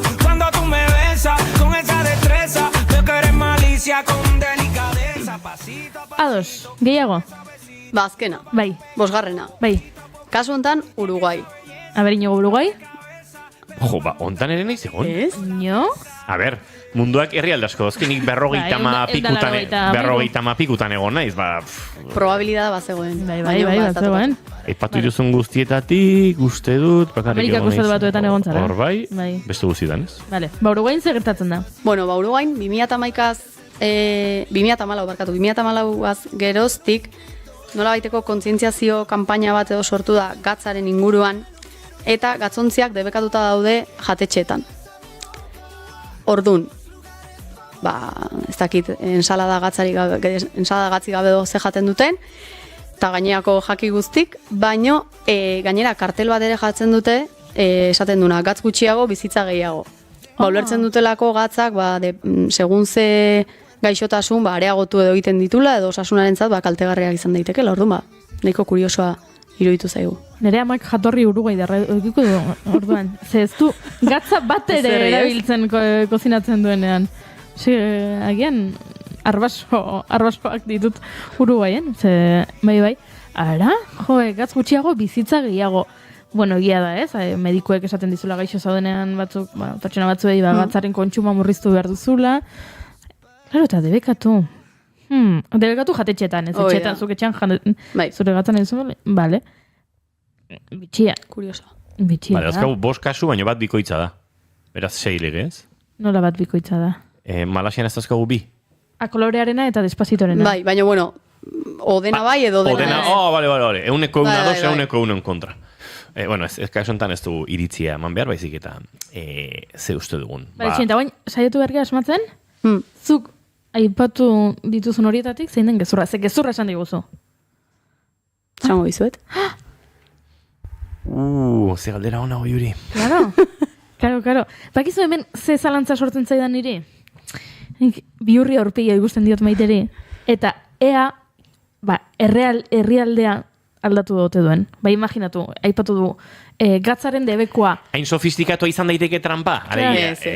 Gatzaren debekoa Uruguai herrialdean, Tailandian izan zan. Eta Kolombian. Idea hona zan, begira, baina ez da hori. Itxura guztia dauka, Despacito, Estatu Batutan eta Uruguaien entzun daitekela. Ez esan nahi zu horrekin. Izatekotan izango dela Malasian edo... Bueno, baina gatzarena izan ziteken Bai. Paraguai, Uruguai garren. Ez dago hainbesteko trampa. Ez dago trampa. Bale, Kinder Arrautzarena hori egia da. Kinder Arrautzarena egia da. Hori alde batera utz dezakegu. Baina zein bar du, denen kinera bat egin? Ez, zein den gezurra, ez? Bi horietatik. Orduan, joateagatik... Bai, Amerikako Estatu Batuak egia da. Egia da, ez da? Konfirmatuta, bale. Asmatu dugu, Inigo. Asmatu dut. Inigo ez da ezer egiten ari. Bale. Nik txiklearena ere egia dela uste dut. Baina kartzela zigorra ipatu du, Bai, Singapur. Hainbesterako? Singapur. Bai, nahiko tajanteak dira, egia da. Egia. Inigo gara jumar dugu. Bat eta bat. Oporretan. Vale. Hirugarrena. Nik gatzarena, entzuna nuen, Espainian ere, leku batzuetan, jatetxe batzuetan, gatzaren potoak debekatu egin zituztela, ze erabiltzen dituzte pertsona batzuk, gero beste batzuk, eta orduan, ez balin badira individualizatuak, ez, bakoitzarentzat, erabilera bakarrekoak eta ezin zirela erabili, eta bazetorrela horrelako lege bat, eta hor egon zen zerbait, baina, klaro, hemen aipatzen da, dela, osasunaren gatik. Eske bak ez gertatzen zaidan, denak egia direla. Trampa hortik datorrela, eta trampa badagoela, eta denak egia direla. Baina guazen banaka, etzazu spoileatu. Gatzarenarekin zaudezu, Uruguai? Bai. Hori, nahiko bitxi iruditzen zait hori gezurra izan daiteke. Nik gezurra dela uste dut. Egia da. Vale, eta kolore horiarena orduan, txoin, izan daiteke kolore horiarena gezurra dela, baina izan daiteke egia dela. Kolore horia debekatuta dago Malaysian? Debekatuta dago. Malaysiako biak egia direla. Bai, izan du. Denak egia ziren. Denak egia ziren. Ze trampa!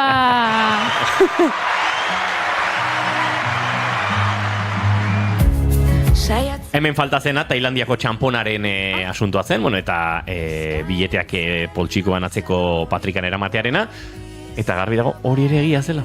Egia zan bai. Wow. Goiuri gertu zebien, bazekin zerbait bazegola. Bi urri aurpegi hartu dio dalanik. Baina... Wow. Ba... Bitxiak benetan, oso interesgarria, Bai, egia esan. Beste sekzio bat egin behar dugu aurrerago. Hilabete batzuk pasatzen direnean, berriro karri horrelako bitxiak. Urrengoan alternauta behar dut egon. Vale. Ze bestela, egongo garaia pentsatzen dut egia direla. Ez gezurra eta egia. Gaur, lehenengo efektuan harrapatu gaituzu baino, ja, bigarrenan ez da gertatuko. Edo agian, guk prestatu behar ditugu, eta alderantziz. Ojo! Ez da txarra. Buelta eta emango diogu honi guztiari. Bueno, Maite Tolosa, inauterien azken txampa honetan gabiltzala, aprobetxatu oraintxe geratzen zaizkigun ordutxuak, eta hemendiken aste batzuetara izango dugu elkarren berri. Ondo pasa, eta disfrutatu. Eskerrik asko. Ez banaiz nire enaiz Ez banaiz nire Ez banaiz nire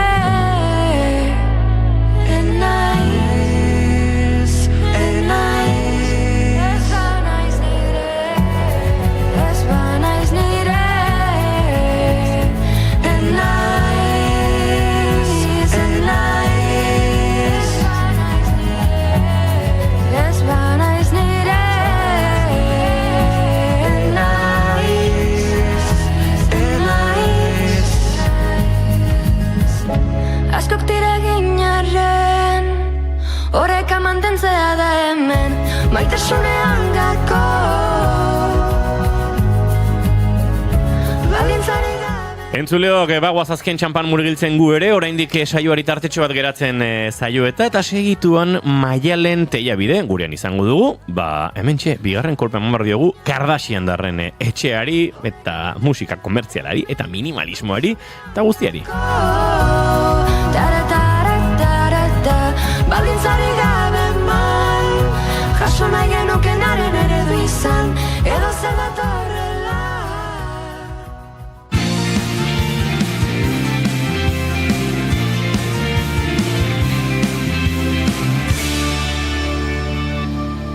Emaiozu bigarren aukera bat egunari. Naiz irratian, bigarren kafea.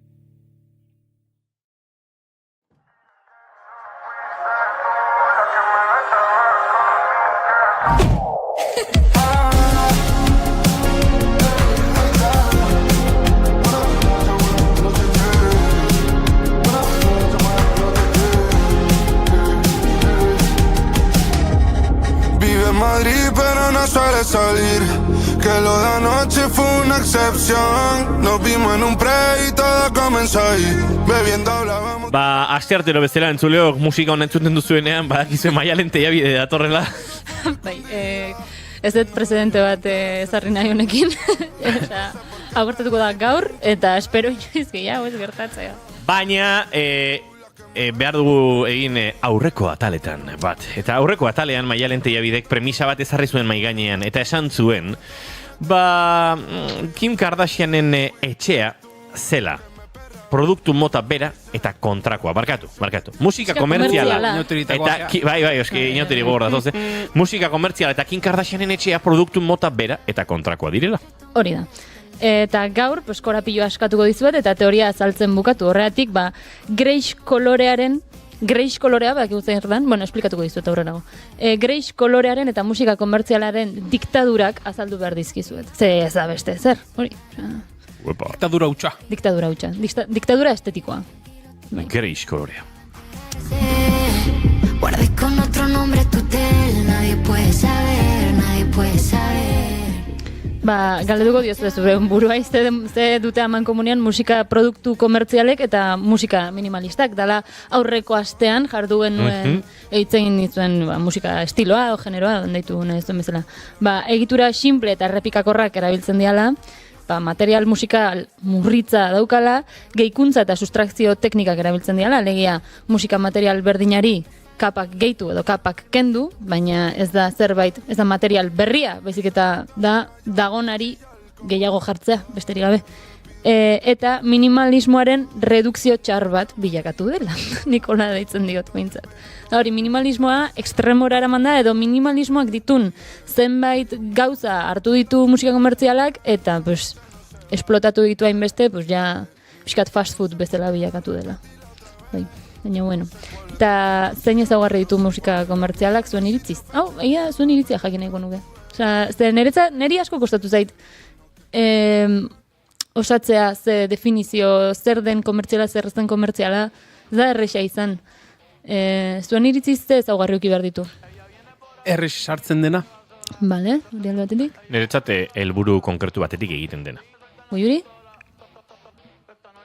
Irratian asko entzuten den abesti bat. Bale. Abesti komertzial bat. Osea, komertziala zuk saltzeko helburuarekin egin dezakezu, simplea izan daiteke, baino ez badauka oi hartzunik niretzako ez da komertziala. Nire nagoa doz. Guztiz, osea, zati baten bai, baina guztiz ez. Osea, nik uste badaudela, esan dituzuen guztiak ez dira teknikoki ezaugarri musikalak, ez ezaugarri musikal, baina badauka hortik ere, ze musika komertziala ez da musika bakarrik, da produktu bat. Eta produktu bat merkatu baten barruan dago. Orduan badauzka musiketik kanpo dauden ezaugarri batzuk, aipatu dituzuenak, eta ni ere ados nagoela. Pues adibidez hori, etekin ekonomikoa beste dozen interes artistikoren gainetik daukan musika, pues hau da, kapitalismoari esker, eta puntu izan sakabo. Ez dauka irakurketa gehiago, hori da, besterik gabe. Beste gauza bat, adibidez, genero ezberdin asko bateratzen ditula musika komertzialak, merkatuaren araberakoa delako. Adibidez, aztertzen bali madezu, top 50 globala Spotifyen, edo top 50 Espaini mailan, edo top 50 Suedian, pues ez da musika mota berdina. Edo ez dira besti berdinak. Agian egongo dira bizpairu, pues hit globalak dianak eta eukiko dutenak hori, baina merkatuaren arabera musika, genero ezberdinak daude, adibidez entzuten nahi gana reggaetoi. Bai, ez, reggaetoia da. Bai, vale. Katun. Turbo reggaetoi hauetako bat, aian Suedian no pega tanto. Horregatik nioenik, claro, musikan hau, Suedian hau ez da musika komertziala, agian?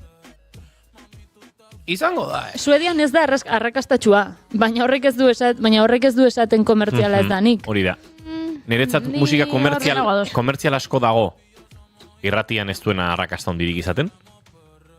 Eta badaude irratian arrakasta hondi izan duten kantuak, niretzat harimaz bintzat ez direnak musika komertziala. Silvio Rodríguezek ojala konposatu zuenean, ez dut uste gaur egun definitzen dugun musika komertzialaren baldintza gehiegi betetzen dituenik. Ez da musikalki ere, harmonikoki ez da besti simple bat, akorde ez oso poperoak eta komertzialak ditu, letra luze eta komplexu xamar bat, melodia ere ez dago jantzita oso modu ohikoetan, eta irratietan asko entzun dena abesti bada ez? Baita ere esan behar da, gaur egun diskaetxeek eta irratiak alboan egiten dutela lan, eta diskaetxeek askotan dirua jarriz, erabakitzen dutela zer entzungo dan da zerrez, pues dakit, los 40 baten, cadena 100 baten, Kiss FM-ek egiten du beti atzera begirada, edo, no da Rock FM edo hauetakoek, pues badukate igual beste linea editorial bat, ez? Baina egia da, pues irrati, musika jartzen den irratietan, Espainian eta Euskal Herrian ere bai. Eta Euskal Herrian ere bai, diskaetxeek asko agintzen dutela. Zentzu hortan, diru, negozio bada, ez dago beste zer. Gaur egun gutxixiago, baina, bai, gainera, nolabait, disketxeak eta irrati batzuk ere, eta ez da naiz irratiaren kasua, baina bata bestearen gainean daude gaur egun, eta dena egiten da batera. Ea, ikusten zuenan. Osea, diskatxeak dauka produktu bat kaleratu behar dena, eta erabiltzen du irrati espezifiko bat horretarako. Osea, hori... Bai, eta irratiak disketxeari ere eskatzen dio hau eta beste, eta bueno, hor badaude. Negozioa da, bai. ez dago besterik. Industria musikala esaten zaiona, pues hori, pues da, osea, industria baten negozioa dago besterik gabe. Gero baita ere esan behar da, ba hori kantitatea kalitatearen gainetik geratzen dela ia beti. Hau datu kurioso bezala flipatu inun 2023an Spotifyen egunero 100.000 abesti berri zeuden. 100.000 abesti berri egunero. Hoi da. Hoi pila bada, Pila bada. Horrek ez du esan nahi 100.000, osea 100.000tik zenbat izango dira abesti onak. Ez eske, bai. 1.000 gote utxoina. Egunero, egun baten 100.000 abesti berri. Ona ere oso kontzeptu delikatua da, baina bai. Liburu asko daude horren inguruan. Agian egun baten hitz egingo dizuet hortaz. Baina ostras, eske kriston saturazioa da, azkenean, Osea, merkatua gainezka dago, baina bueno, jarraitzen dut. Musika orokorrean, musika komertziala orokorrean oso homogeneoa da. Askotan kostatu egiten da artistak euren artean desberdintzea, ze danek oso antzeko sonatzen dute, edo genero antzeko egiten dute, edo bat eta batez ere software erraminta berdinak erabiltzen dituzte, beraz guztiek oso berdin sonatzen dute. Osea, ez dago besterik. Eta baita ere originaltasun gutxi dauka. Ze horretik, ezin malimazu bat eta bestea bereizi, esan nahi du berdin egiten ari direla, osan ez da inori originala. Eta azkenik, bada jada adimen artifiziala erabiltzen dela. Eta orain dela gutxi enteratu naiz, badibez Universal diskaetxeak nahi duela, osea, dauka egin da kontratu bat adimen artifiziala garatzen ari den enpresa batekin, bertan sinatuta duen artistak, adibidez Taylor Swift eta hauetakoak, euren ahotsa adimen artifizialaren bitartez egiteko. Osea, ja ez zituzten beharko pertsonak artista hauek ere, bezik eta behaien ahotsa eukiko lukete eta adimen artifizialaren bitartez abesti bat egin dezakete. Osea, ez dute artista behar. Osea, hori ja da, iruditzen zait, azkeneko muga, ja. Osea, gaur legeek mugatuko dute. Bueno, estatu batuetan orain bertan tximu batek eskopetakin gobernatzen du, orduan pues ez dakit ze pasatuko dan, baina ez dakit, baina hau gertatzen ari da, Osea, ez da egitear, ez da plan bat, osea, da gauzatzen ari dan zerbait. Eta listo. Jarraituko dut, zein arrazoi eta ondorio izan ditu honek, azkeneko, ez dakit, 30 piku urtetan zehar, gaur egungo musika orokorrean, ez nago espezifikatzen, orokorrean txarragoa dela, kalitate txarragokoa dela, erresegieko izten delako, eta ez direlako beharrezkoak ezagutza edo trebetasun musikalak. Eta hemen bai esango dut izen bat, Bad Bunny adibidez. Zer gertatzen zaizu Bad Bunnyrekin? Ez daki ez da errea esaten. Bi, entzun dezu abesten Bad Bunny? Ui, hemen meloi bat zabaltzen ari da. Bi meloi hauek egingo ditut diskriminatu eta zabaldu. Ez daki errea ahoskatzen kontu handiarekin esan behar dugun zerbait da, ze hori xenofoboa da. Puerto Ricokoa delako, bakit, baina adibidez izen buruetan, ja ari da ele hori erabiltzen zerbait bezala. Nortasunarekin ez, baina horrekin kontu behar dugu. Baina, abesten ez daki, eta hori horrela da. Osea, orain dela gutxi atera da, ez dakit opera abesten edo horrelako zerbait, hori ikusi dut bintzat. Orain, egia da ez nagoela ziur hori gertatu den edo ez. Amestu egin duzu. Ez nago ziur, baina bai iruditu zait opera abesten ikusi detela, eta ez, osea, nahiko ziur nago ez dela bere ahotsa.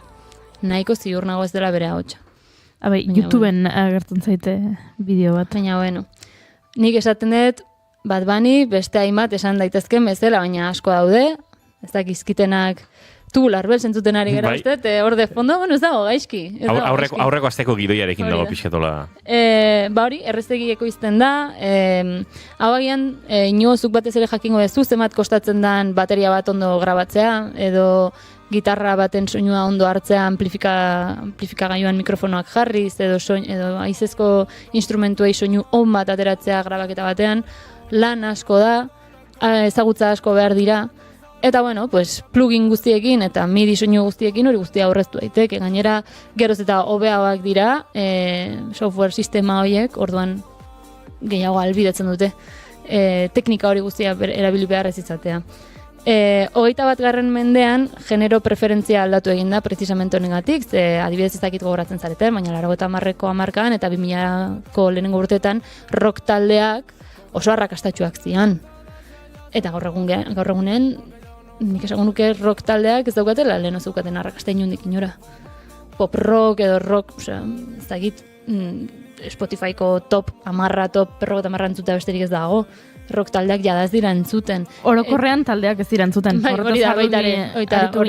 Orain bakarlarien gorakada batean, edo bakarlarien aroan gaudela, eta orain talde gutxiago daudela zalantzarik gabe. Eta album gutxiago entzuten dira, single pila bat eta kolaborazio pila bat baita ere. Etekin handiagoa ematen du single bat ateratzea 2 hilabetetik behin, album bat egiteko lana hartzea baino, eta album hori kaleratzeak baino. Hori ere gertatzen ari da. Eta beste gauza bat baitare oso garrantzitsua iruditzen zaidana, dala sormenak dependentzia handia daukala teknologian. Geroz eta terbaitasun gutxiago behar baldin bada musika egiteko, teknologia erabiltzen dezulako, zure sormena teknologiara mugatuta dago, eta ez zure abilezietara. Hori ere esan beharra dago. Eta musika, lehen esan dizuen da bezala, homogeneo egia dela, eta musika errezteki kontsumitzen dela, streaming plataformen bidez. Hau kuriosoa iruditzen zait, hau bai da generazio arrakala izugarria, lehen dirua hartzen zenun, juten zinean diskak saltzen zitun toki batera, zure diska erosten zenun, etxera juten zinean da etxean, denbora hartzen zenun diska hori entzuteko. Eta diska buruzai naiz, eta ez kaseteak edo eta viniloak, vale? Baina gaur egunean, Spotifyen 12 eurogatik, ez dakitzen bat balio den suskripzioak, daukazu Mozart, daukazu Beethovenen dana, daukazu Pat Baniren dana, daukazu dana. Eta 1.000 besti berri egunero. Eta 1.000 besti berri egunero, 12 eurogatik, 15 euro baino gutxiago gatik, gainera horrela baitari iragarkiak aurrezten dituzu, eta bar, osea, musika kontsumitzea askoz erresagoa da, eta askoz merkeagoa. Osea, neri honek pixka gogorazten diz hori ona edo txarra da, Maialen? Neri iritziz txarra. Ez dezu hartzen arreta musika, osea, ez dezu denbora inbertitzen arte bat apreziatzeko. Nire iritziz hori da. Osea, imaginatu zoazela museo batera eta kuadro bat baitzeko dituzula 3 segundu. Eta hurrengora pasa bertzeala. Gainezkintza bat dagoelako. Bai, eta ez daukazu, osea, kriterio gutxiago daukazu entzule bezala, zen gainera Spotifyek algoritmoa egingo du zuk dituzun preferentzien inguruan, eta horrek zerbait berria entzuteare kentzen dizu, edo zure lagunen gomendioak jasotzea, edo horrelako gauzak. Osea, nire iritziz erresegia da, eta ni adibidez bai naiz, disko bat igual 3-4 hilabetez entzun dezakena lasai asko. Eta diska ikasiten dezu azkeneako, eta aztertu egiten dezu. Nik uste badela gaur egungo kontsumizio arazo bat, musika hori entzuten dela, edo kontsumitzen dela erresegi. Berdbera gertatzen da telesail eta pelikulekin. Bueno, claro. Eta nabaritzen duzu, DOD guztia, ikusten badituzu, ni ari naiz orain doela 20 urteko telesail bat ikusten, eta gidoiaren egituran asko nabaritzen da telesail hori etzegoela eginda, streaming plataformetarako, eta etzegoela eginda, zuk telesaila ikusten ari zaren bitartean mugikorra eskuetan edukitzeko edo beste zerbait egiteko. Segunduro daude detaileak oso garrantzitsuak direnak, gero gertatzen denerako, eta zuk ezin duzu arreta beste zertan eduki, eta orain... Eta elkarrizketa sakonagoak eta garrantzitsuagoak izaten dira. Bai, eta orain telesaietan, naiz eta batzuk trama aldetik bai konplexuak diren, egia da orain kontuan, hori izaten dute behintzat gidoilariek, kontuan hartzen dutela ikuslaren arreta egunean ez dagoela, pantailan. Telesail hori atala ikusten ari dena egongo dela ziurrenik eskuetan mugikorrarekin edo tabletarekin edo kindelarekin edo analaukarekin, eta orduan ezin dela inbeste gertatu estena bakoitzean. Eta orduan musikan ere bai, antzeko zerbait pasatzen da, bai. Osea, nik adibidez ez dut inoiz lortu ikastea musika de fondo ukita. Jendea gai dena ikasteko, ikasle garaitan orain, DBH-en daudenak, batxilergoan daudenak, okarrenan, musika fondoan eukita ikas dezaketenak, nik ezin dut. Musika entzuten balde manago, nire belarriak horra doaz, igual baitare deformazioagatik, ez? Baina tira, bada zerbait, hori errealitate bada, eta nik uste badela baitare hori errexegi, daukazu eskuragarri dana. Ez daukazu esfortzurik egin behar. Baloratzere zailagoa da. Hori da, bai, hain errex indezakezuna, ez dauka balioak entzen dio, bai. Eta, bueno, galdetuko diozu aian zuen buerua, ze zer ikusi dauka honek guztiak, arkitekturarekin eta ze demontre da greix kolorea. Mendebaldeko zibilizazioak predilekzio handia izan du azken bizpairu mendeetan, kolore beige, zuri, gris eta beltzarengatik. Onaino ados gaude? Bai. Bai. Adibidez, estatua grekoak, batek horretan pentsatzen duenean, estatua txuriak ditu buruan, ez? Eta hauen eskabazioak asistianean eta esposiziotan jarri zituztenean eta museotara juten zanean, mundu guztiak elegantzia eta edertasun irudi bezala hartu zituen kolore txuri horiek.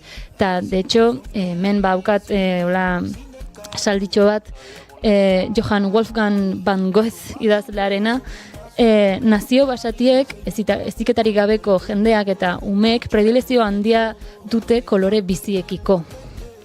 Alegia, nazio eziek eta serioagoek, ez dutela behar kolore bizi horiek garapenerako, horrelako zerbait. Eta baita ere esan behar da, naziek, adibidez, euren kanpaina mediatikoa hasi zutenean, 50ko mendean eta bar, berreskuratu zituzten estatua greko erromatar hauek,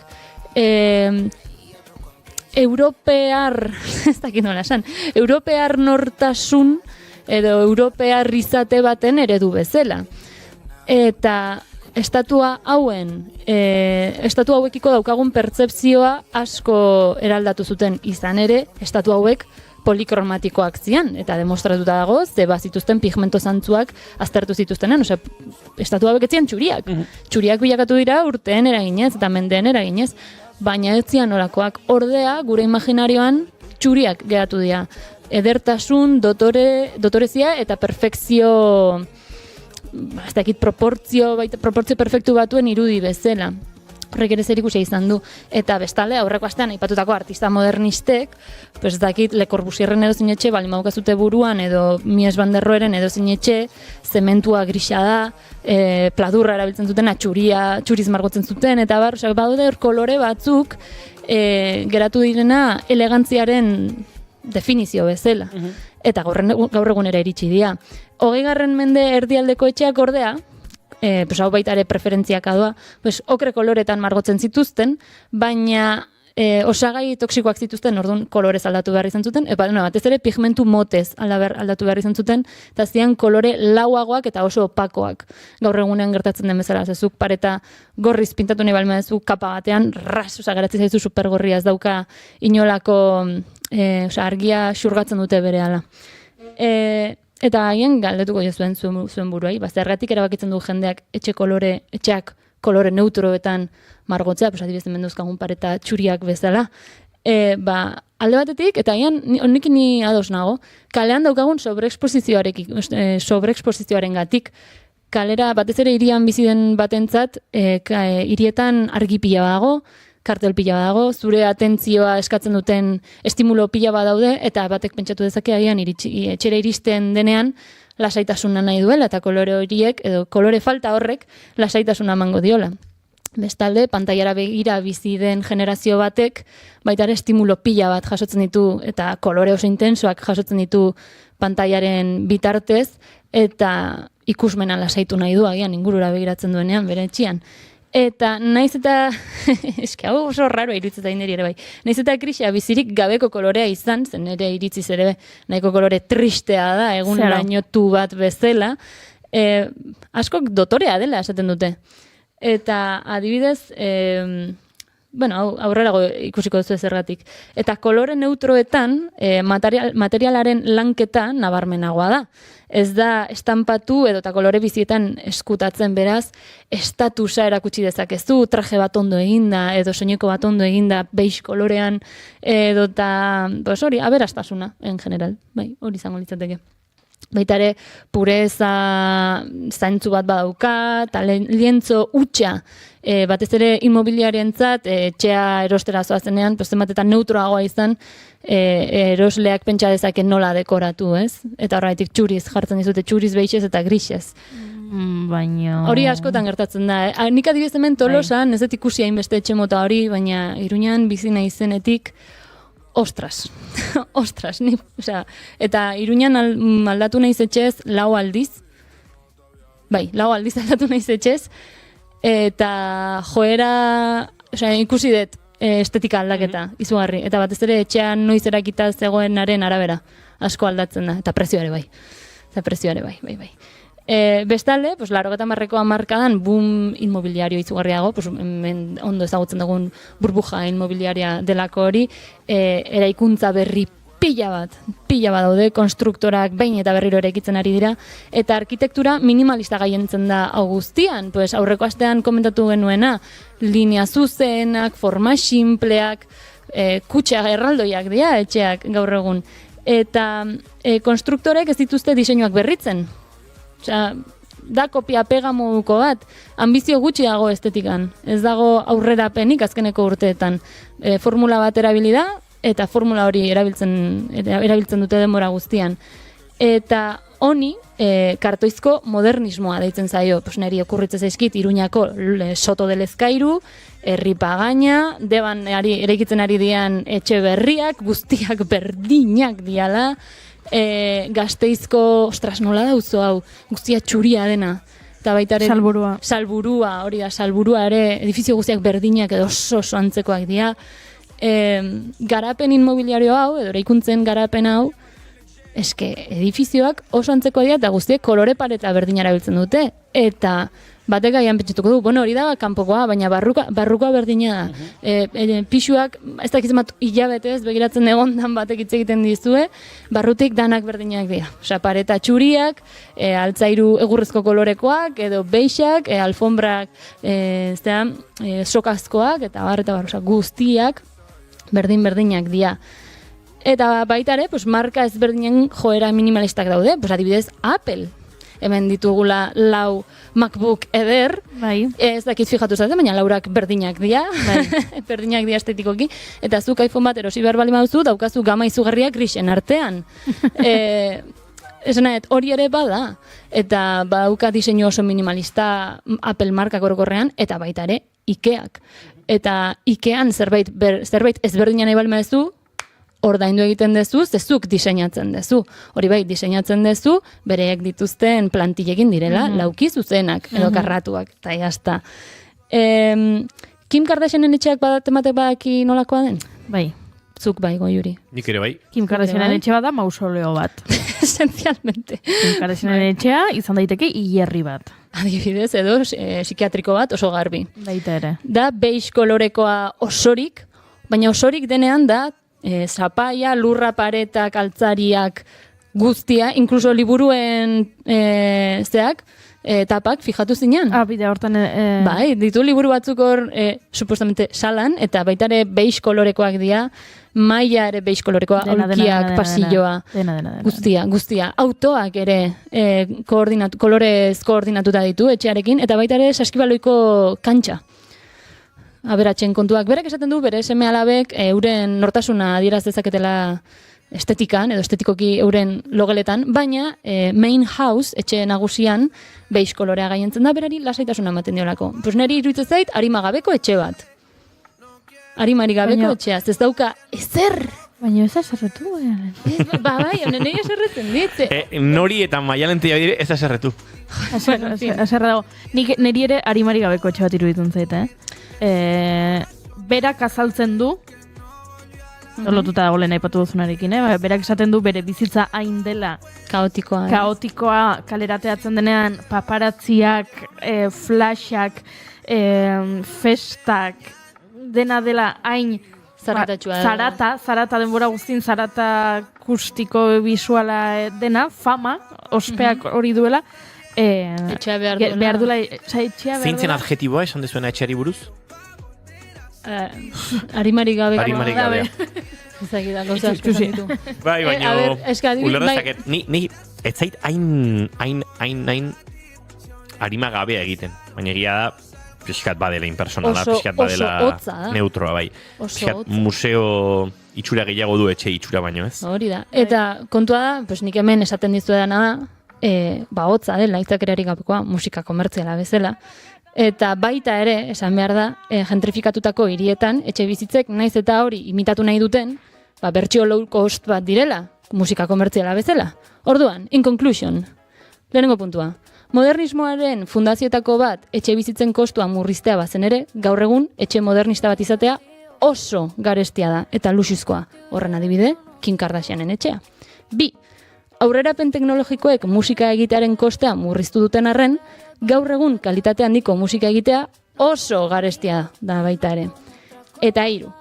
Kalitate txarreko etxe bizitzek eta musika komertzialak izugarrizko etekin ekonomikoa dute. Eta oso jende gutxik, Kim Kardashianek adibidez edo Bruno Marsek, egin dezakete kalitatezko produktu bat merkatu arau hauetan murgilduz etekin ekonomiko erraldoiarekin. Horregatik, Kim Kardashianen etxea eta musika komertziala gauza bera eta kontrakoa dira. Hoy estás jangueando con ella, pero después tal vez no. Yo hubiera sido. Esan du Maialen Tellabidek. Te hubiera conocido. Alet gauza bat puntualizatu Kim Kardashianen inguruan aipatu duzun hortan. Berak esaten du hori, etxea behar duela lasaia izatea edo neutragoa izatea bere inguruan dagoen zarata guzti horrengatik. Baita ere, esan behar da, zarata hori guztiak berak sortzen duela eta horrengatik bizi dela eta zarata hori ez baldin badu nahi Instagrama istea besterik ez daukala. Osa hori ere, iruditzen zait. Baina berak ez du esaten zarat hori ez duela nahi. Ja, baina, sanaet. Nik adibidez... Suffering from success, ditzen zai. Baina sanaet, nik adibidez batzuetan etxera joaten naiz, eta pila bat eskartzen dut isiltasuna. Ez nuke pixuke direk nahi nik, ze egunean zehar, jende askorekin nago, denbora guztian nago pertsonekin, denbora guztian nago izketan, irratian lan egiten dut, denbora guztian sozializatzen, eta orduan etxera joten naiz, eta nahi dut bakarrik egon. Kulpa gurea. Zuri ez dizu postazuna ematen sofa urdin batek? Edo alfombra koloretsu batek? Ez que nahi horrek postu iten, hau? Ni nahiko kolore itzali eta neutronen zalea naiz. Zuza nahiko vainilla en general. Bai. Well. Osa, nik gogoratzen naiz ezakit oraindik badukazu Inigo, gabonetazko egurrezko zuhaitza dukazu oraindik txikitxoa. Gabonetako dekorazioa ezin da jarri. Inigoren ustetan. Bai, izatez jarraituko du. Hainda minimalista zuhaitza, denaizela konturatzen, gabonak iritsi arte, eta igual jarriko dut hasi jarrita dago. Eske, adibidez nik, osa ez da kritika bat, bakarrik da iritzi bat, Eta adibidez, hor nik pentsatzen dutena, orduan zer da, zein da zuhaitz hori eukitzearen helburua? Ze urte osoan euki dezakezu, ez da gabonetako dekorazio bat. Ez dago, bale, sin más. Nik egiten dudan estetikoki... guztia ez dut helburu batekin egiten. Ja, bueno, baina... Izatez, egiten dut gauza desente helbururik gabe. Nik gogoratzen naiz bere garaian, esan zen idala, gogoratzen naiz niri esan zen idala, hau gabonetarako ez dakit erositzen nun edo paritu zitzen. Oparitu entziaten, da orduan, pariari muzinez egiteagatik, eta pixkate... Eta gabonak zirela eta, txek, hor jarri zenun. Bai, jarriko nun. Eta gero, ez dut berriro... kentzen dut... Igual diskretoa da. Igual 6 urtetan, zuhaitz horrek pasaditu jarrita, 3 eta beste 3 jarri gabe. Random xamar. Vale, ados. Argitxo batzuk zituen, baina pila gastatu zen, eta ez diot aldatu. Vale, pues ya está. Osa, ni adibidez ez naizela gabon zalea, pues nik ez dekoratzen etxea gabonetako gauzekin, baina txeskitarako gabonak gustatzen, ez zaiterako gabonetako dekorazioa gustatzen. De hecho, argiena nahiko guai iruditzen zait kalean, hori bai, astigmatismoa daukan pertsona bat bezala pues, asko sufritzen dut argien asuntua. Baina... argitariaren kontu horrek depresioa sortzen dit.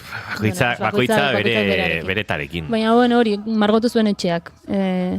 Oso ondo datorrela. Nik uste dut dauketela, etxea orain horrelako tonoetan, ze behin nera benintzela nera urasoi eskatu nien, nire logela pintatzen nahi nuena lila kolorez. Oh, ze bolita! Eta orduan, eukinuen sobrekarga kromatiko bat. Hainbeste urtetan, orain nire txiko paretak direla txuriek. Nik eukinun umean nintzela gela gorriz pintatuta. Eta orain eramaren etxean... Orain jo lertzen duzerati dagoena zerre maialen beti. Eta orain eramaren etxean daukat pareta berde bat. Hola gabiltza, sendatu gabeko nera bezaro eta hortzaroekin tiraka. Kantutzarronekin, naiz eta Tellabide eserratuko zaidan. Ez, abestia bondo. Lady Gaga eta Bruno Marsen hau komertziala, baina kantutzarra.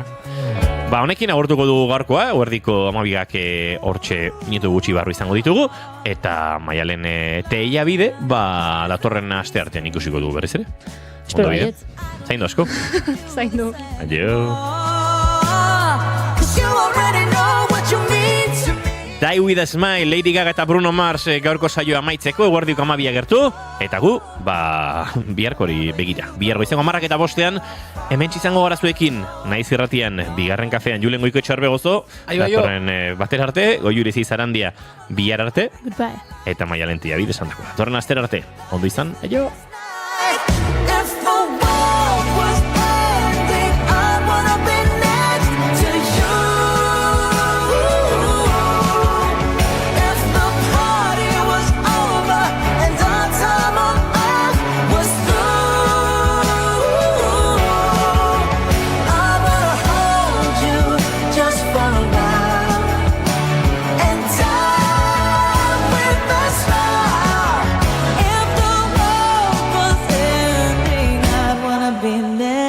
To you, right next to you, next to you, right next to you.